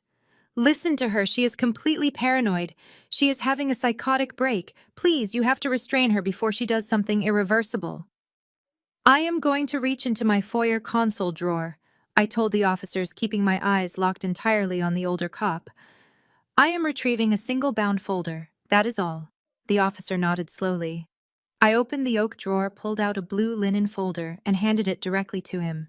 "What you are holding is a comprehensive psychiatric evaluation," I explained as he flipped it open. "As a senior financial auditor handling highly classified corporate accounts, I was mandated by my firm to undergo a rigorous psychological fitness screening immediately following the death of my daughter. It was conducted exactly 48 hours ago by a board-certified psychiatrist chosen by my corporate board. As you can read on page 3, I am entirely lucid, completely stable, and cleared for all legal and professional duties without any restrictions." The younger officer peered over his partner's shoulder. They both stared at the official medical seal and the bold, unmistakable signature at the bottom of the clearance form. I reached back into the drawer and pulled out a second document, handing it to the younger officer. "That is my corporate identification and a legally binding cease and desist order signed by a federal judge, which my corporate counsel drafted against Kendra Thorne just this morning," I continued, my voice dropping to a low, lethal register. "She is currently under active investigation for massive financial fraud. She is attempting to have me involuntarily committed so she can petition a judge for emergency medical power of attorney. If she gets control of my medical rights, she intends to harvest my kidney against my will to save her dying husband." The officers froze. The heavy, terrifying reality of the situation crashed down on them. They were not responding to a tragic suicide risk. They had been manipulated into acting as the muscle for an illegal organ harvesting scheme. The older officer snapped the blue folder shut and turned slowly to look at Kendra. The sympathy in his eyes had entirely vanished, replaced by a cold, furious glare. "Ma'am," he said, his voice dropping an octave, "did you lie to the emergency dispatcher to gain entry to this floor?" Kendra's theatrical weeping stopped instantly. The fragile, heartbroken facade vanished, revealing the vicious, cornered animal underneath. Her jaw tightened, and the panic in her eyes was abruptly replaced by pure, calculating rage. "She is lying!" Kendra spat, her voice losing its manufactured tremor. "Those documents are fabricated. She works in finance, she knows how to fake paperwork. You need to arrest her and take her to the psych ward right now. I am a partner at a premier law firm in this city, and if you do not do your jobs, I will have your badges by tomorrow morning." The younger officer stepped squarely into Kendra's personal space, his hand resting firmly on his radio. "You are threatening us after filing a false police report, ma'am. I suggest you step back and exit this building immediately before I arrest you for the misuse of emergency services." Kendra opened her mouth to unleash another tirade of legal threats, but she was interrupted by a sharp, piercing ringtone. It was her cell phone vibrating violently inside her designer purse. She tried to ignore it, glaring at the officers, but the ringing was relentless. Flustered and losing complete control of the narrative, she yanked the phone out of her bag. Her thumb accidentally swiped the screen, answering the call and placing it on speakerphone in her frantic rush to silence it. Patricia's voice blasted through the quiet hallway, shrill, echoing, and dripping with absolute hysteria. "Kendra, where are you?" Patricia screamed over the speaker. "Get back to the hospital right now. We found him. Richard paid a black market surgeon $200,000. He is willing to do the transplant tonight and completely bypass the ethics committee. We just need you to get Bethany committed so we can force her to sign the biological consent forms. Have the police taken her down yet?" The silence that engulfed the hallway was absolute. The two officers stared at Kendra. Kendra stared at the phone in her hand, her face completely drained of blood, her mouth hanging open in sheer terror. I took a final slow sip of my espresso, savoring the bitter taste, and looked directly into Kendra's horrified eyes. The two police officers did not hesitate. The older officer instantly unclipped his handcuffs, grabbing Kendra by the wrist and spinning her forcefully against the wall of my hallway. Kendra shrieked, dropping her phone, the device clattering against the hardwood as Patricia's voice continued to shrill from the speaker, demanding to know if the police had me in a straitjacket yet. "Kendra Thorne, you are under arrest for the filing of a false police report and the misuse of emergency services," the officer growled, securing the cuffs tightly. "And based on that phone call, I am adding conspiracy to commit medical fraud to the list." I did not stay to watch them read her Miranda rights. I stepped over her dropped phone, grabbed my keys, and hit the speed dial on my encrypted cell. Agent Sullivan answered on the first ring. I relayed exactly what Patricia had just screamed over the speakerphone. The black market surgeon. The $200,000 bribe. The immediate plan to bypass the ethics committee and slice me open. "They are moving right now," I told Sullivan, my voice razor-sharp as I rode the elevator down to the parking garage. Patricia just admitted it on an open line. "They do not actually need me committed to get this done. If Kendra could forge my signature to drain my daughter's $2 million medical trust, Patricia will absolutely forge my signature on a biological donor consent form to get Cameron on that operating table tonight. They are at the private VIP surgical annex of St. Jude's." "Do not go in alone, Miss Thorne," Sullivan barked through the receiver, the sound of sirens already wailing in the background of his audio. "We have the wire transfer evidence logged. We have the RICO case established. We are moving a tactical unit to that surgical center right now. Keep your distance until we secure the perimeter." I tossed my phone onto the passenger seat and threw my car into gear. I had no intention of keeping my distance. I had waited months agonizing over my daughter's empty bedroom, watching this family parade their wealth while the money that could have saved her sat in a cartel shadow account. I was going to look Richard and Patricia in the eyes as their entire empire burned to the ground. The drive across the city was a blur of neon streetlights and adrenaline. My mind calculated the exact logistics of their desperate play. A black market surgeon operating out of a legitimate hospital's VIP suite required massive institutional corruption. It meant Richard had bought off the floor administrator. It meant they had scrubbed the surgical registry. They were going to wheel Cameron in, present the forged consent form, and claim I was prepped and waiting in an adjacent room, only to swap in a desperate paid-off donor once the doors were locked. Or worse, they genuinely planned to have Kendra drag me in sedated. I pulled into the hospital's subterranean parking structure, tires screeching against the concrete. As I stepped out of my vehicle, the heavy doors of 3 black, unmarked SUVs slammed open around me. Agent Sullivan stepped forward, flanked by 6 heavily armed federal agents wearing tactical vests emblazoned with the FBI logo. "You are a very stubborn woman, Miss Thorne," Sullivan said, adjusting his Kevlar vest. "I am a mother balancing a ledger, Agent Sullivan," I replied, smoothing out my coat. "Let us go audit my family." We moved in absolute unison, a silent, lethal strike force, bypassing the main hospital lobby and heading straight for the private, secluded elevators of the VIP surgical wing. This was the floor where millionaires recovered from secret cosmetic surgeries and off-the-books procedures. It operated on discretion and cash. Upstairs, the scene was playing out exactly as I had predicted. I pushed through the stairwell door just slightly ahead of the tactical team, looking through the reinforced glass of the surgical prep lounge. Richard and Patricia were standing at a polished mahogany receiving desk. Cameron was visible in the background, lying on a gurney, heavily sedated, hooked to a portable dialysis machine, looking like a decaying ghost. Standing opposite my parents was a man in a tailored suit wearing a hospital ID badge that identified him as the chief administrator of private care. Richard lifted a heavy metallic briefcase onto the desk and unlatched it. The lid popped open, revealing tightly packed stacks of $100 bills, $200,000 in untraceable cartel-washed cash. Patricia eagerly reached into her designer handbag and produced a single sheet of paper. It was a standardized biological donor consent and surgical waiver form.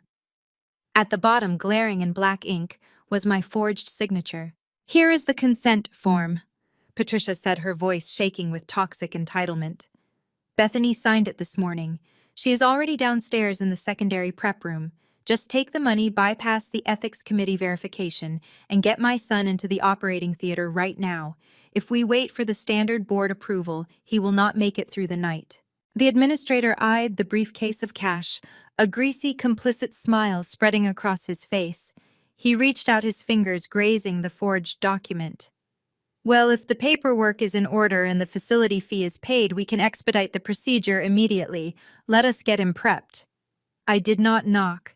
I did not wait for an invitation. I raised my boot and kicked the heavy double oak doors of the VIP wing open with such force that they slammed against the walls like a gunshot. Patricia screamed, dropping her designer bag. Richard spun around his face, turning an ashen, sickly white as he instinctively tried to cover the briefcase of cash. The administrator snatched his hand back from the forged consent form as if the paper was on fire. "Cancel the prep," I announced loudly, my voice echoing off the sterile marble floors of the ward. The shady administrator puffed out his chest, stepping out from behind the mahogany desk, attempting to assert his authority. "Excuse me, who do you think you are? This is a highly restricted private medical floor. You cannot just barge in here. Security is going to escort you out immediately." "I am the woman whose signature you are currently trying to illegally process," I said, taking a slow, deliberate step into the center of the room. "And I am not leaving." The administrator scoffed, reaching for the telephone on his desk. "I am calling the police right now. You are trespassing." "That will not be necessary." A deep, commanding voice boomed from the hallway. The administrator froze. Richard stopped breathing. Patricia let out a strangled, terrified gasp.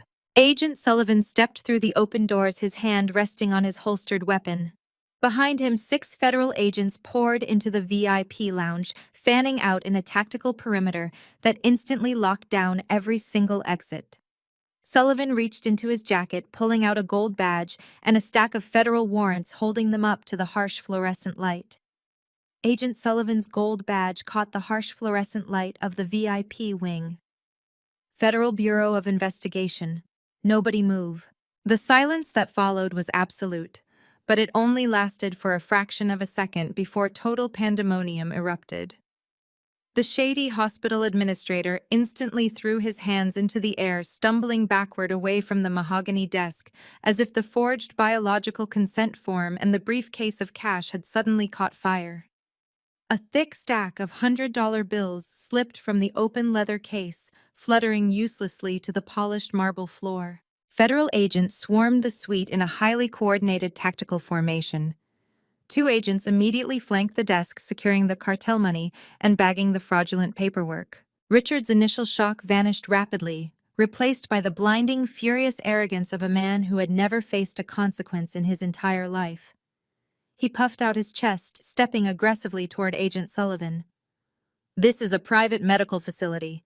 You have absolutely no jurisdiction here. I demand to call my attorneys immediately. You are looking at a multi-million-dollar lawsuit for unlawful entry and harassment." Sullivan did not even blink. "You can call whoever you want after we process you for racketeering, wire fraud, and money laundering, Mr. Thorne. Turn around and place your hands behind your back." Patricia realized the gravity of the situation. Her golden child was lying on a gurney and the surgical team was not coming. She let out a piercing, hysterical shriek and threw her entire body across Cameron's bed. She gripped the metal side rails, physically shielding him from the approaching federal agents. Her expensive pearl necklace clicked frantically against the medical equipment. "You cannot touch him!" Patricia screamed, her face red and contorted with panic. "He is a patient. He is critically ill. You are violating his medical rights. You are killing my boy." "Ma'am, step away from the gurney," an agent ordered, his voice echoing with absolute authority. "Your son is not going into an operating room today." Before Patricia could launch into another hysterical tirade, the heavy double doors of the suite swung open again. Kendra stormed into the room. She was practically dragging the 2 local police officers who held her tightly by the arms. Her wrists were bound in heavy plastic zip ties, but the restraint did absolutely nothing to quell her fury. She was a cornered predator, desperate and vicious. She ignored the federal windbreakers, locked her eyes on Richard, and began screaming. "Do not say a single word to them, Richard!" Kendra yelled, struggling against the grip of the local officers. "I am suing this entire city. I am suing the police department. I am suing this hospital. This is an illegal detainment. They have absolutely no grounds to hold me. Call the senior partners at my firm right now. I want every single badge in this room revoked by tomorrow morning." Agent Sullivan turned to look at Kendra, thoroughly unimpressed by her theatrical display of legal threats.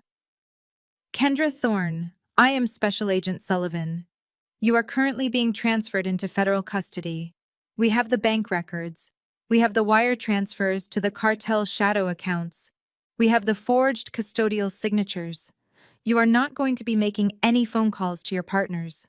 The overwhelming cacophony of shouts, threats, and tactical commands finally pierced through the heavy sedatives clouding Cameron's mind. He groaned, his head rolling weakly on the hospital pillow. He blinked against the harsh overhead lights, trying to focus on the absolute chaos engulfing his private sanctuary. He saw Richard being forced against the wall by a federal agent to be handcuffed. He saw Kendra screaming in zip ties. He felt Patricia weeping hysterically over his legs. Then his hazy gaze shifted to the center of the room. He saw me. I was standing perfectly still amidst the swirling storm of federal agents and shattered family lies. My posture was straight. My expression was completely devoid of emotion. I was looking at him not with the warmth of a sister, but with the cold, calculated precision of an auditor inspecting a bankrupt account. Cameron realized exactly what was happening. He realized I was not there to be his donor. He realized his black market lifeline had just been severed permanently. Mustering what little strength he had left, Cameron reached a trembling hand up to his face. He grabbed the plastic oxygen mask covering his mouth and pulled it down around his neck. He looked at me, his eyes filling with desperate, pathetic tears.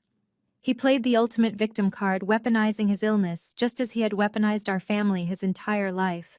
"Bethany!" Cameron cried, his voice a raspy, ragged wheeze. "Why are you doing this? I am your brother. We are family. You are letting me die." The room seemed to fall away. The shouting of my parents and the commands of the federal agents faded into a dull background hum. There was only me and the man lying in the bed paid for by my daughter's stolen future. I felt no pity. I felt no hesitation. I did not see a sick brother begging for his life. I saw a parasitic black hole that had consumed everything around it. I walked slowly toward the foot of his bed. Patricia tried to swat at me, but a female agent gently pulled her back, securing her arms. I stood directly over Cameron, looking down at his pale, sweating face. I reached into my coat pocket. I pulled out the heavy embossed trust fund documents, the original pages outlining the $2 million that had been legally designated to save my little girl. I held the paperwork up so Cameron could clearly see the forged signatures and the attached wire transfer receipts leading directly to his cartel debt and his suburban mansion. I stared into his terrified eyes. "I am not letting you die, Cameron," I said, my voice echoing with a cold, absolute finality. "You killed yourself the day you snorted my daughter's heart surgery money up your nose." Cameron stared at the heavy linen paper in my hand. His monitors beeped in a frantic, irregular rhythm, betraying the sudden spike in his heart rate. The color drained completely from his face, leaving him looking like a hollowed-out shell against the stark white hospital pillows. He opened his mouth to speak to deny the accusation, but no words came. His chest heaved as he struggled for air. He knew exactly what I was holding. He had known all along where his lifeline had come from. I turned my back on him. I looked directly at Agent Sullivan, then swept my gaze across the entire room, making sure the corrupt hospital administrator and the federal agents bagging the cash were listening to every single word. $2 million, I stated, my voice cutting through the sterile air like a scalpel. That was the exact amount secured in a pediatric medical trust for my daughter Lily. It was legally locked and designated to cover a highly specialized multi-stage heart reconstruction, a procedure that had an 80% success rate. It was the only thing standing between her and a full, healthy life. I stepped closer to Patricia, who was still pinned against the side of Cameron's gurney by a female federal agent. While I was sitting in a plastic hospital chair, forcing myself to stay awake for 72 hours straight, holding my dying daughter's hand and praying for a miracle, my own mother was busy plotting with my sister-in-law. I continued, my tone devoid of anything resembling forgiveness. Kendra drafted a fraudulent power of attorney. Patricia provided the notary stamp and the necessary banking access codes. I pointed the documents directly at Richard, who was now fully cuffed and leaning heavily against the mahogany desk, his bravado entirely evaporated. "My father authorized the final wire transfer," I told the room. "They drained Lily's trust fund to zero. They funneled every last cent through a shell corporation set up by Kendra's law firm and wired it directly to a cartel-backed shadow account. They did not do it to make a savvy investment. They did not do it for a business expansion. They did it because Cameron owed $2 million to a drug syndicate that was threatening to break his legs and seize his assets." The sheer magnitude of the betrayal settled over the room, thick and suffocating. The FBI agents, men and women who dealt with the absolute worst of humanity on a daily basis, looked at my parents with unmasked disgust. The older agent securing Richard pushed him a little harder against the wall, his grip tightening visibly on the cuffs. The hospital administrator looked physically ill, realizing he had just traded his medical license and his freedom for a briefcase full of blood money. "You stole her heart," I said, locking my eyes entirely on Patricia. "You reached into an intensive care unit and ripped the life support away from your own granddaughter to cover the gambling and drug debts of your golden child." The pressure finally shattered Patricia's carefully maintained facade of high society elegance. The federal badges flashing in the fluorescent light, the confiscated cash sitting on the desk, the undeniable proof in my hands, it was all too much. She realized there was no escape, no lawyer slick enough to talk their way out of a federal wire fraud and manslaughter conspiracy. Her panic morphed instantly into a vicious, cornered rage. "So what if we did?" Patricia shrieked, her voice echoing off the tiled walls in a terrifying primal wail. She thrashed against the federal agent holding her, her face twisting into a mask of pure, unfiltered ugliness. Lily was weak. She was going to die anyway. Cameron is a man. He had a whole business to run. He deserved a chance. The entire room recoiled. The hospital administrator actually took a step back, covering his mouth. Even Richard squeezed his eyes shut, turning his head away from the monster he had been married to for 40 years. The female FBI agent restraining Patricia looked at her with a mixture of profound revulsion and disbelief, tightening her grip on Patricia's arms to keep her from lunging at me. Patricia did not care.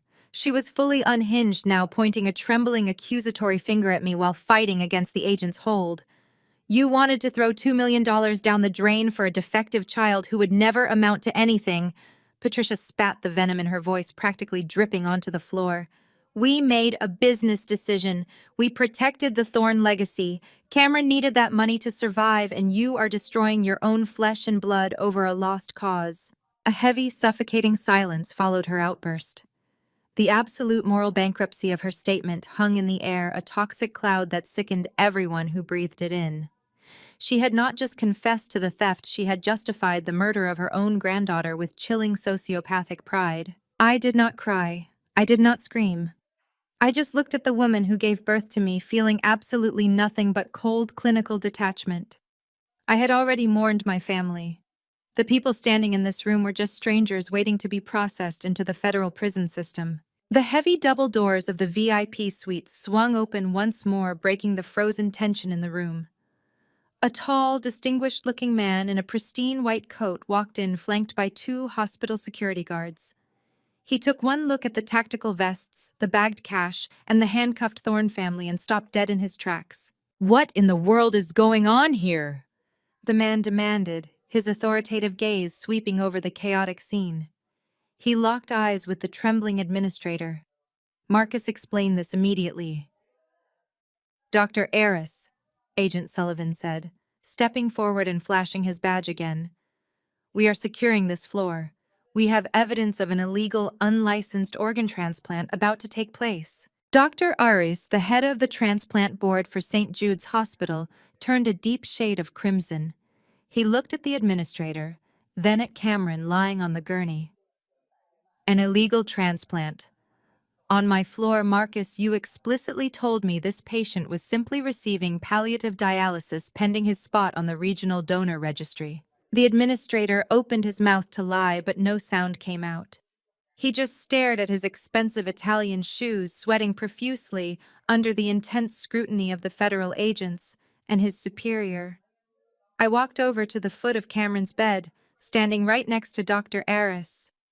I folded the trust fund documents and slipped them back into my coat pocket.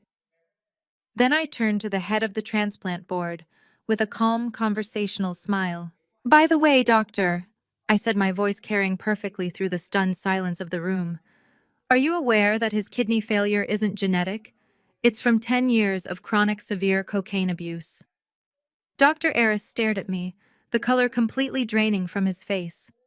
The prestigious head of the transplant board looked from me to the corrupt floor administrator, and then finally to Cameron, who was sweating profusely against his silk hospital pillows. "What are you talking about?" Dr. Aris demanded, his voice dangerously low. "We ran a comprehensive background check and full medical screening on this patient. His kidney failure was documented as a rapid-onset genetic anomaly." I reached into the inner pocket of my blazer and produced a manila folder, holding it out directly to the doctor. "You ran the medical screening that Richard Thorne paid $200,000 to sanitize," I corrected him, my voice ringing with absolute certainty. "My father hired a crisis management firm to scrub Cameron's medical history before submitting his file to the National Registry. They bribed private clinics to seal his records and falsified his preliminary blood work. But forensic accounting is my specialty. I did not just track the stolen money from my daughter's trust fund. I tracked the hush money Richard paid to the original testing facilities." Dr. Aris snatched the folder from my hand and flipped it open. I watched his eyes scan the pages.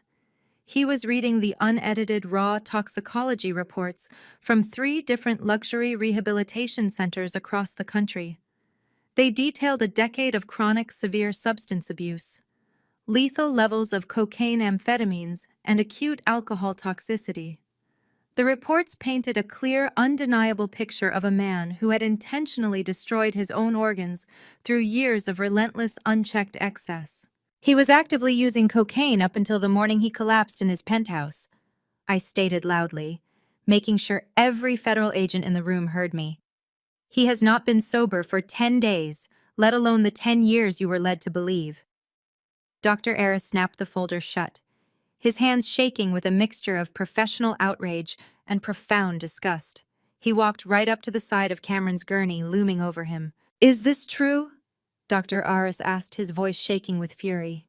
"You have been actively using narcotics while sitting on a priority organ transplant wait list." Cameron swallowed hard, his eyes darting frantically toward our father for help. "It was just recreational," Cameron stammered, his voice weak and pathetic. "I run a stressful business. I needed an edge. It is not a big deal." "Not a big deal," Dr. Aris roared, entirely losing his polished bedside manner. "The National Transplant Registry requires a strict mandatory 6-month period of absolute sobriety for any candidate. Kidneys are a precious, life-saving resource. Thousands of deserving, rule-abiding patients die every single year waiting for an organ. If we put a healthy kidney into an active cocaine addict, your body would destroy it within a year. You lied to the ethics committee. You lied to me. You stole a spot from a dying patient." Richard, still pinned against the wall by the FBI, desperately tried to deploy his usual tactic. He tried to buy his way out. "Name your price, Aris." Richard barked, the veins in his neck bulging. "We will double the hospital donation, $5 million to your surgical wing by tomorrow morning. Just get him on the table. You already have the staff prepped." Agent Sullivan stepped forward, his heavy tactical boots crunching against the dropped stacks of cartel cash on the floor. He pressed a finger to his earpiece, listening intently for a moment before turning a lethal, satisfied smile toward my father. "You are not donating anything to anyone, Mr. Thorne," Sullivan announced, his voice echoing with federal authority. "I just received confirmation from the district director. The federal judge has officially signed the asset freeze under the Racketeer Influenced and Corrupt Organizations Act. As of 60 seconds ago, every single bank account, offshore trust shell company, and investment portfolio tied to the Thorne name has been locked and seized by the United States government." Patricia gasped, clutching her chest as if she had been shot. She scrambled to open her designer handbag, pulling out a heavy black titanium credit card. She shoved it aggressively toward the corrupt floor administrator, who was currently cowering behind his desk. "Run the card," Patricia ordered, her voice shrill and manic. "Run it right now. Charge the surgical suite. Charge the private nurses. Charge whatever you need to keep my son in this room."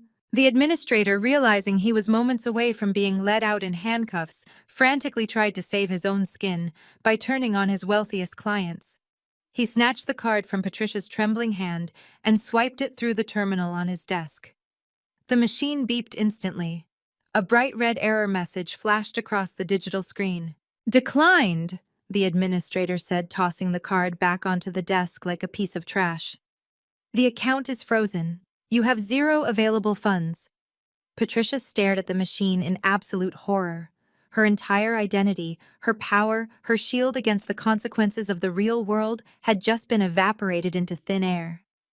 Dr. Aris turned his back on my parents and looked directly at the attending nurses who had been standing frozen in the corner. "Strike Cameron Thorne from the UNOS Transplant Registry immediately." Dr. Aris commanded, his tone completely clinical. "Mark his file with a permanent violation of sobriety protocols.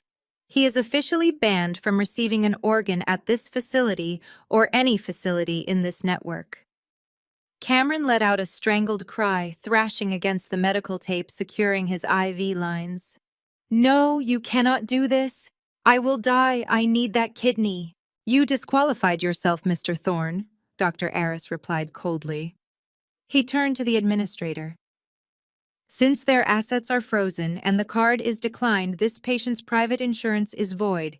He is no longer eligible for the VIP surgical wing. Call security." The words hit the room like a physical shockwave.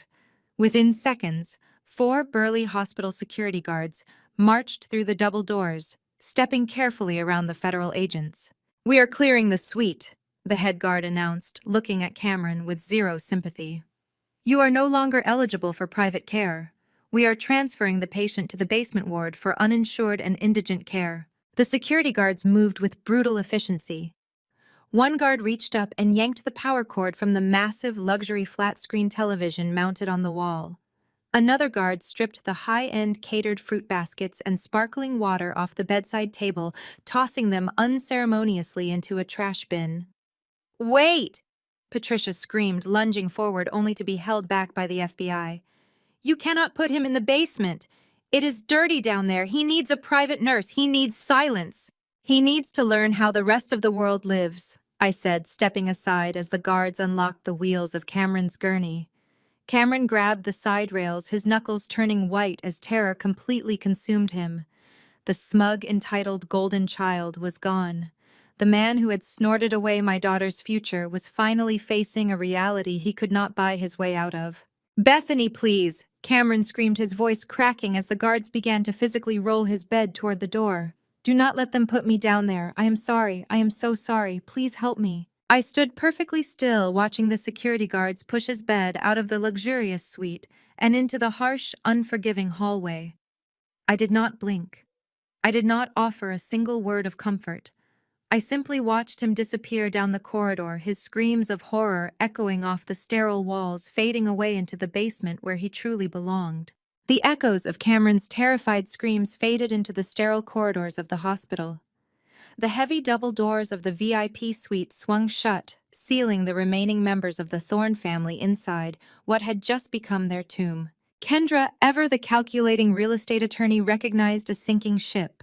While the federal agents were occupied bagging the stacks of cartel cash, and Dr. Eris was tearing into the corrupt floor administrator, Kendra began a slow, deliberate slide toward the secondary exit.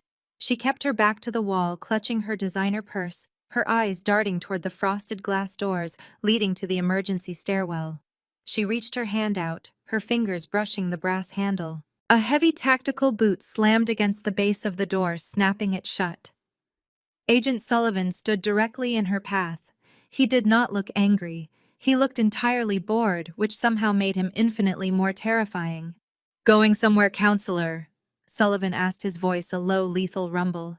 Kendra swallowed hard, pulling her hand back as if the brass handle had burned her.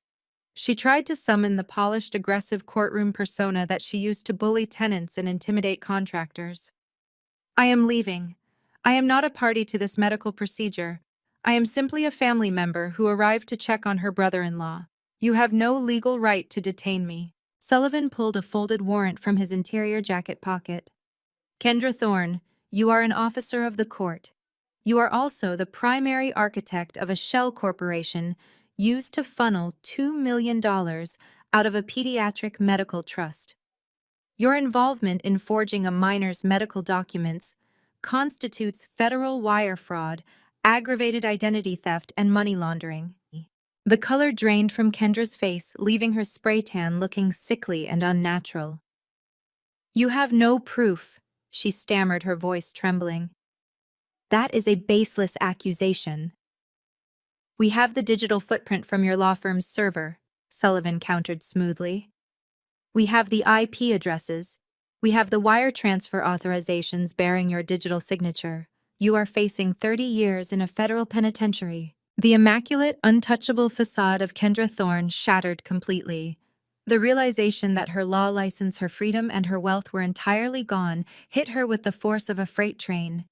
She spun around, her eyes wild, and pointed a trembling, manic finger directly at Richard and Patricia. "It was their idea!"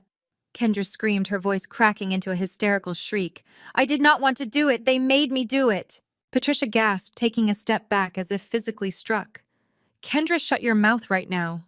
"I will not shut my mouth," Kendra yelled, completely throwing her in-laws under the bus to save herself. She turned back to Sullivan, desperate and hyperventilating. "They held my husband's inheritance over my head. Richard told me that if I did not draft the Shell Corporation paperwork, he would cut my husband out of the family firm completely. I just did the digital routing. Patricia had the notary stamp. Richard physically forced me to trace Bethany's signature. They are the ones who stole the money. They are the ones who paid the cartel. I am a victim of coercion." The sheer pathetic speed with which the family turned on each other disgusted everyone in the room.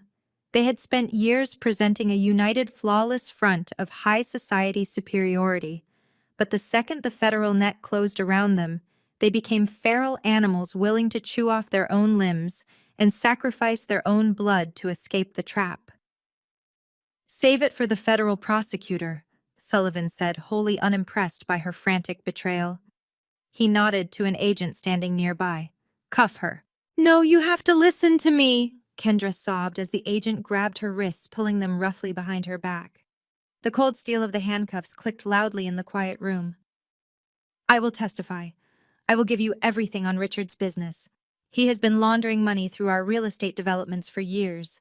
Just give me immunity. Richard stood frozen by the mahogany desk. He watched the federal agent lock the handcuffs onto his daughter-in-law. He saw the FBI bagging the $200,000 in cash he had brought to save his golden child. He saw Dr. Eris actively revoking his VIP hospital privileges. The empire he had built on intimidation fraud and the exploitation of his own children was gone. He was going to die in a federal prison. Panic, raw and unfiltered, seized the great Richard Thorne. He did not act like a titan of industry. He acted like a coward. Richard shoved his shoulder hard into the chest of the corrupt hospital administrator, knocking the smaller man to the floor. Using the distraction, Richard bolted. He sprinted toward the main double doors of the surgical suite, his expensive loafers slipping wildly on the polished marble. He made it exactly 4 steps. A tactical FBI agent, half Richard's age and moving with lethal speed, lunged forward.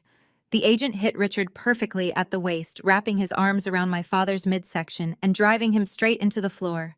They crashed violently into a stainless steel medical cart, sending sterile supplies clattering across the room. Richard grunted in pain as his face slammed against the marble tiles.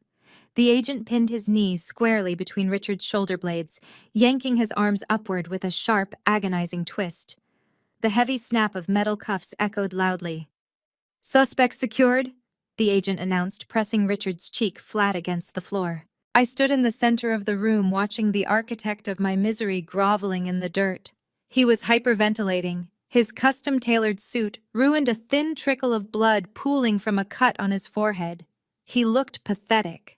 Then a sudden frantic movement caught my attention. Patricia, entirely stripped of her wealth, her husband, her golden son, and her dignity, collapsed. Her legs gave out completely. She dropped to the floor, crawling across the marble tiles until she was right in front of me. She reached out with shaking manicured hands. She grabbed the hem of my pants, clutching the fabric as if it were a life preserver in a stormy ocean. Her face was drenched in tears, her perfect hair in absolute disarray. "Bethany, please!" Patricia wept, her voice a broken, pathetic beg. "Please, I am your mother. You have to stop them. You have to tell them it was a misunderstanding. Have mercy on us."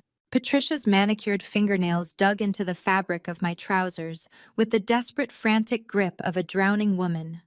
Her mascara, usually applied with absolute perfection, ran down her cheeks in thick, dark rivulets. She looked up at me from the cold marble floor, her expensive pearl necklace hanging crookedly around her neck.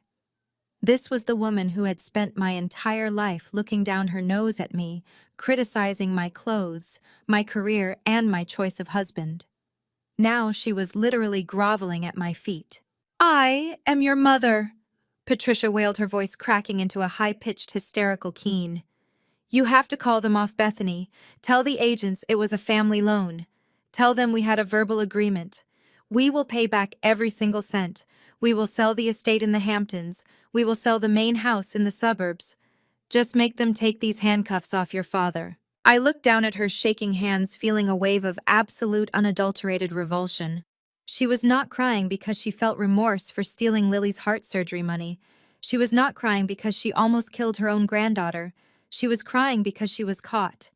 She was mourning her own consequences. I violently ripped my leg backward, tearing the fabric of my trousers straight out of her grip. Patricia fell forward, her hands slapping against the polished tiles. "You cannot sell the house, Patricia," I said, my voice echoing with icy, calculated precision.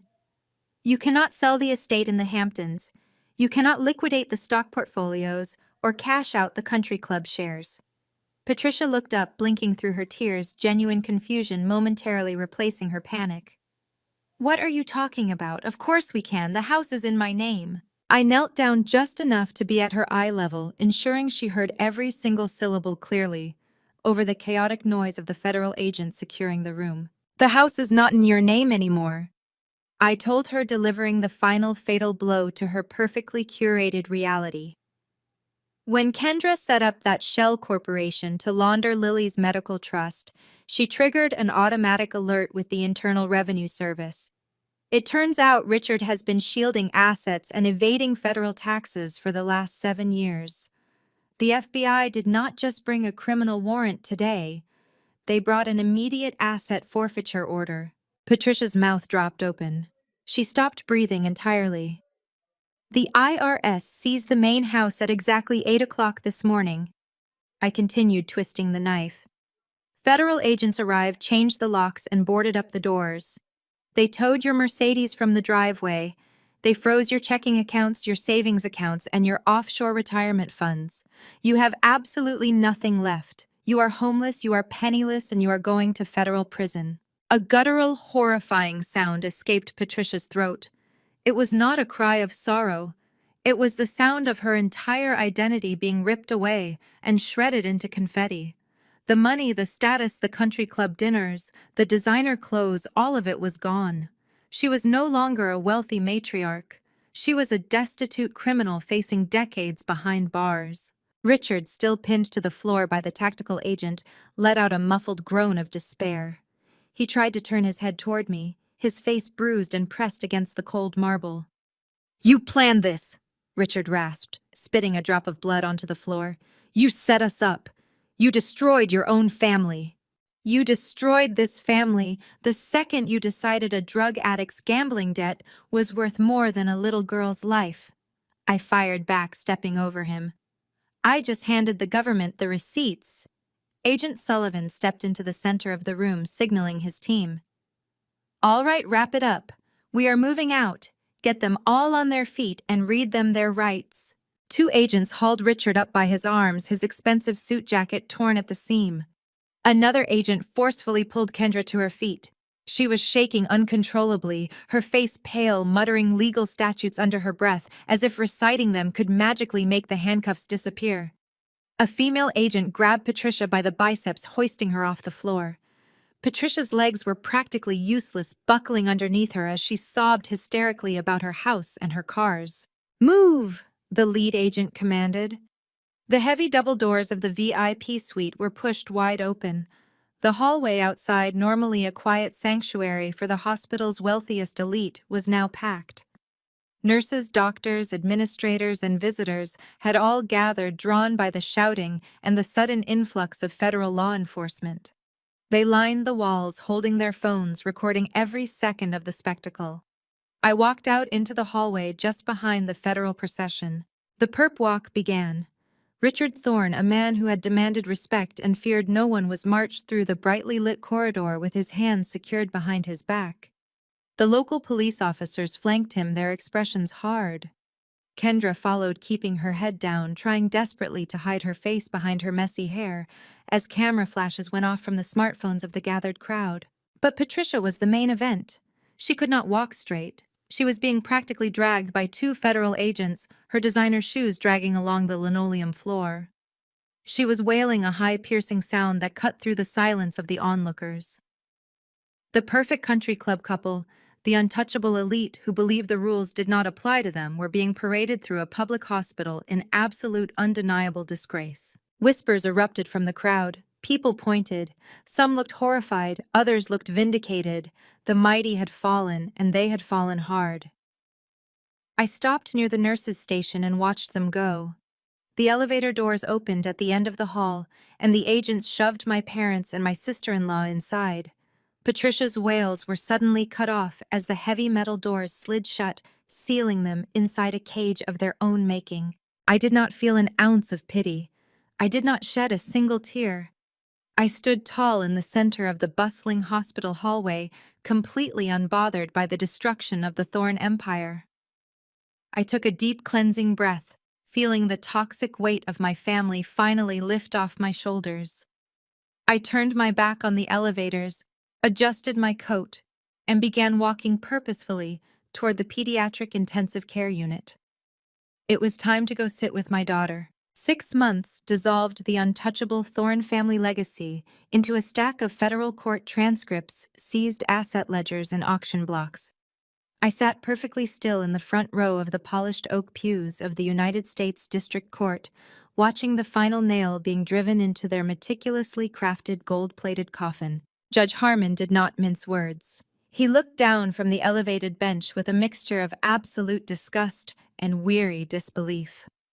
Richard and Patricia stood side by side at the defense table, wearing matching ill-fitting orange jumpsuits. The custom Italian tailoring and designer labels were long gone.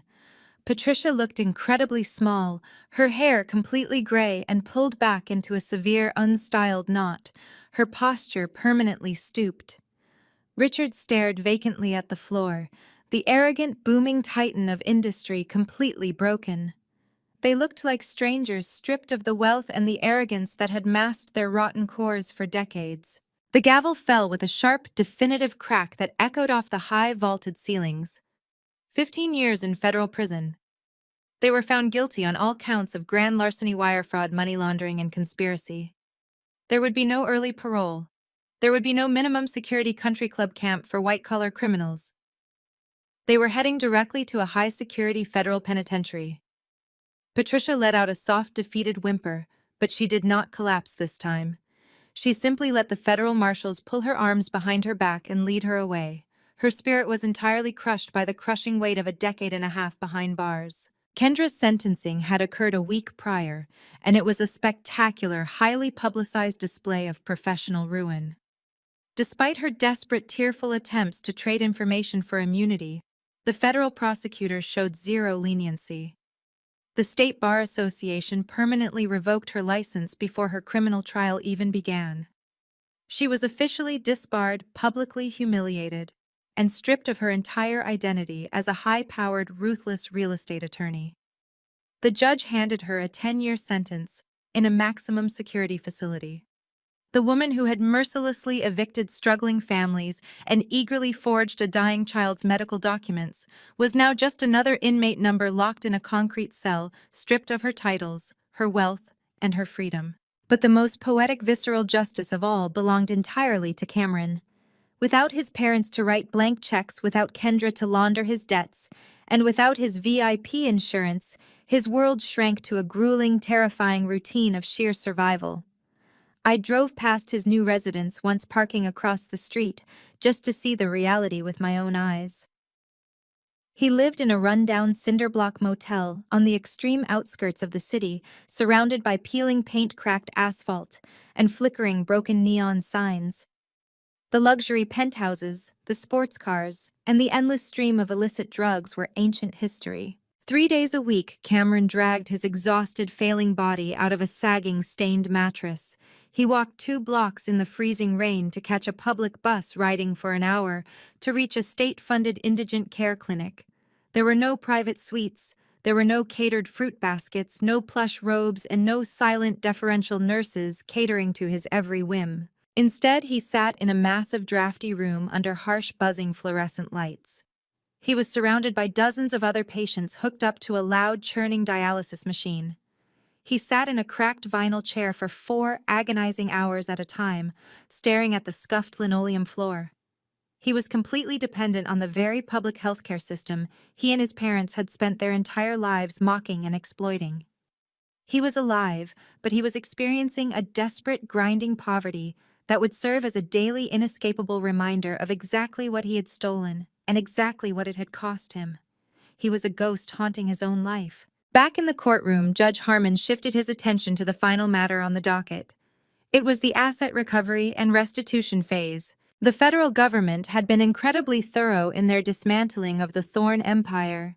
They liquidated absolutely everything. The sprawling, multi-million-dollar estate in the Hamptons was auctioned off to the highest bidder. The historic suburban mansion was seized and sold. The offshore accounts, the stock portfolios, the luxury vehicles, and the shadow corporations were all seized, frozen, and drained by the IRS. The judge looked directly at me, his stern expression softening into a look of profound respect for the first time all morning. He adjusted his glasses and read the final decree aloud, outlining the total recovery of the stolen funds. The court recognized the exact sum drained from Lily's Pediatric Medical Trust, acknowledging the malicious intent behind the theft. The court hereby orders the immediate transfer of $2 million plus an additional $400,000 in accrued interest, legal fees, and punitive damages directly back into the secure medical trust of Lily Thorne. Judge Harmon announced, his voice carrying a note of absolute finality. It was over. The money was back. I stood up as the court officially adjourned. I did not look back at the empty defense tables where my parents had just stood. I walked out of the heavy oak doors, my heels clicking rhythmically against the marble floor, and stepped out into the bright, crisp afternoon sun. I had fought a brutal, unforgiving war against my own blood, and I had completely decimated them. Lily's heart surgery was fully funded. Her future was entirely secure, shielded forever from the parasites who had tried to consume it. I stood tall on the courthouse steps, breathing in the fresh air, completely unbothered, feeling the absolute power of a mother who had burned down an empire to save her child. The heavy steel doors of the pediatric intensive care unit hissed shut behind me, sealing away the sterile scent of antiseptic and the rhythmic beeping of cardiac monitors. Lily was asleep, her breathing steady, her color returning to a healthy, vibrant pink.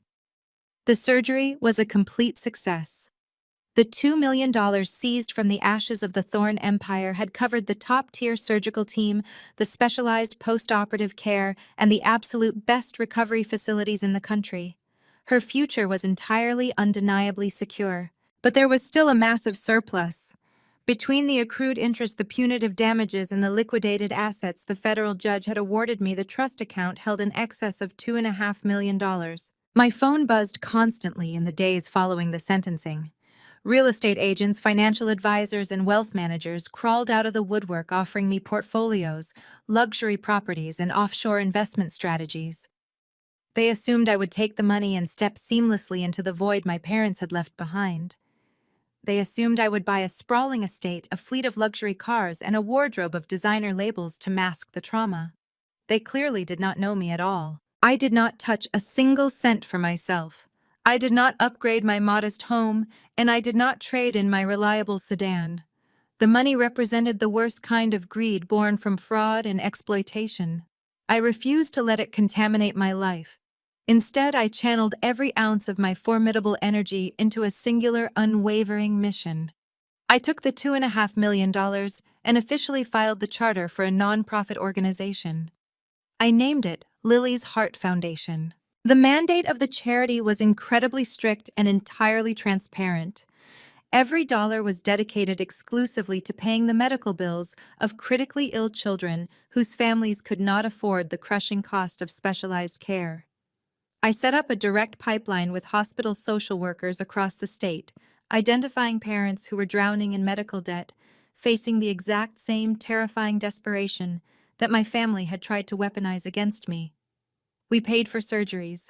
We covered expensive experimental medications. We funded long-term physical therapy and specialized pediatric equipment.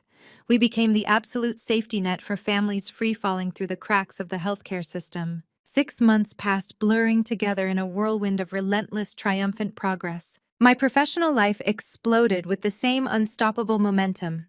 Stripped of the toxic weight of my family's constant sabotage, I operated with a razor-sharp focus.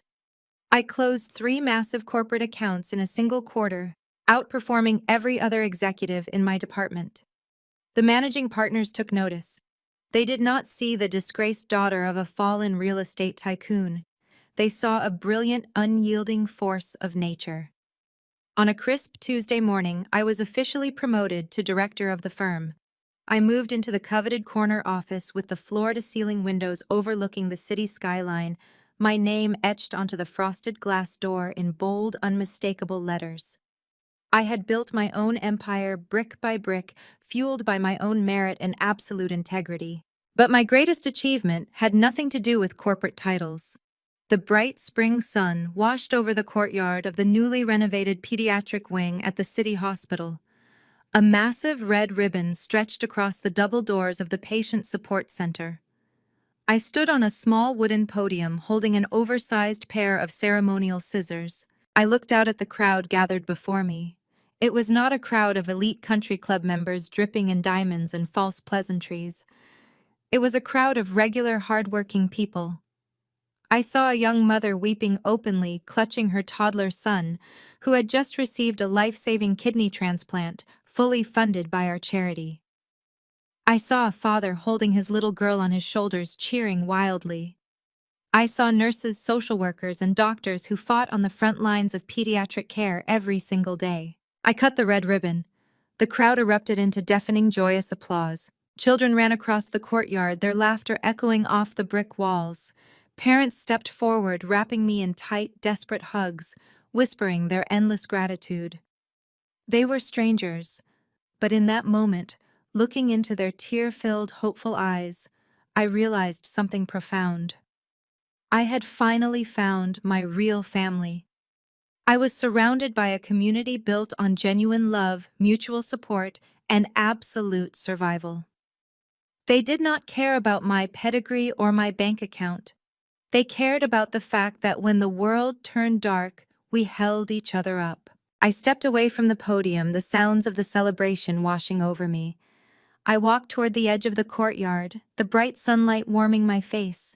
I stopped and turned, looking directly forward, making absolute, unbreakable eye contact. Society tells us that family is everything. They say blood is thicker than water. But sometimes blood is just poison waiting to stop your heart. I let the poison drain, and now my daughter's memory beats in the chest of a dozen saved children. Never set yourself on fire to keep toxic people warm. One profound lesson from this story is that true family is defined by actions, not biology. Bethany's relatives proved to be her greatest adversaries, callously jeopardizing her child's life for their own greed. Her journey teaches us that we are never obligated to accept abuse or manipulation simply because we share DNA with the perpetrators. Walking away from toxic people, even parents or siblings, is not a failure of loyalty. It is a vital act of self-preservation. You must protect your peace and prioritize those who genuinely love you. Have you ever had to draw a hard line with toxic relatives?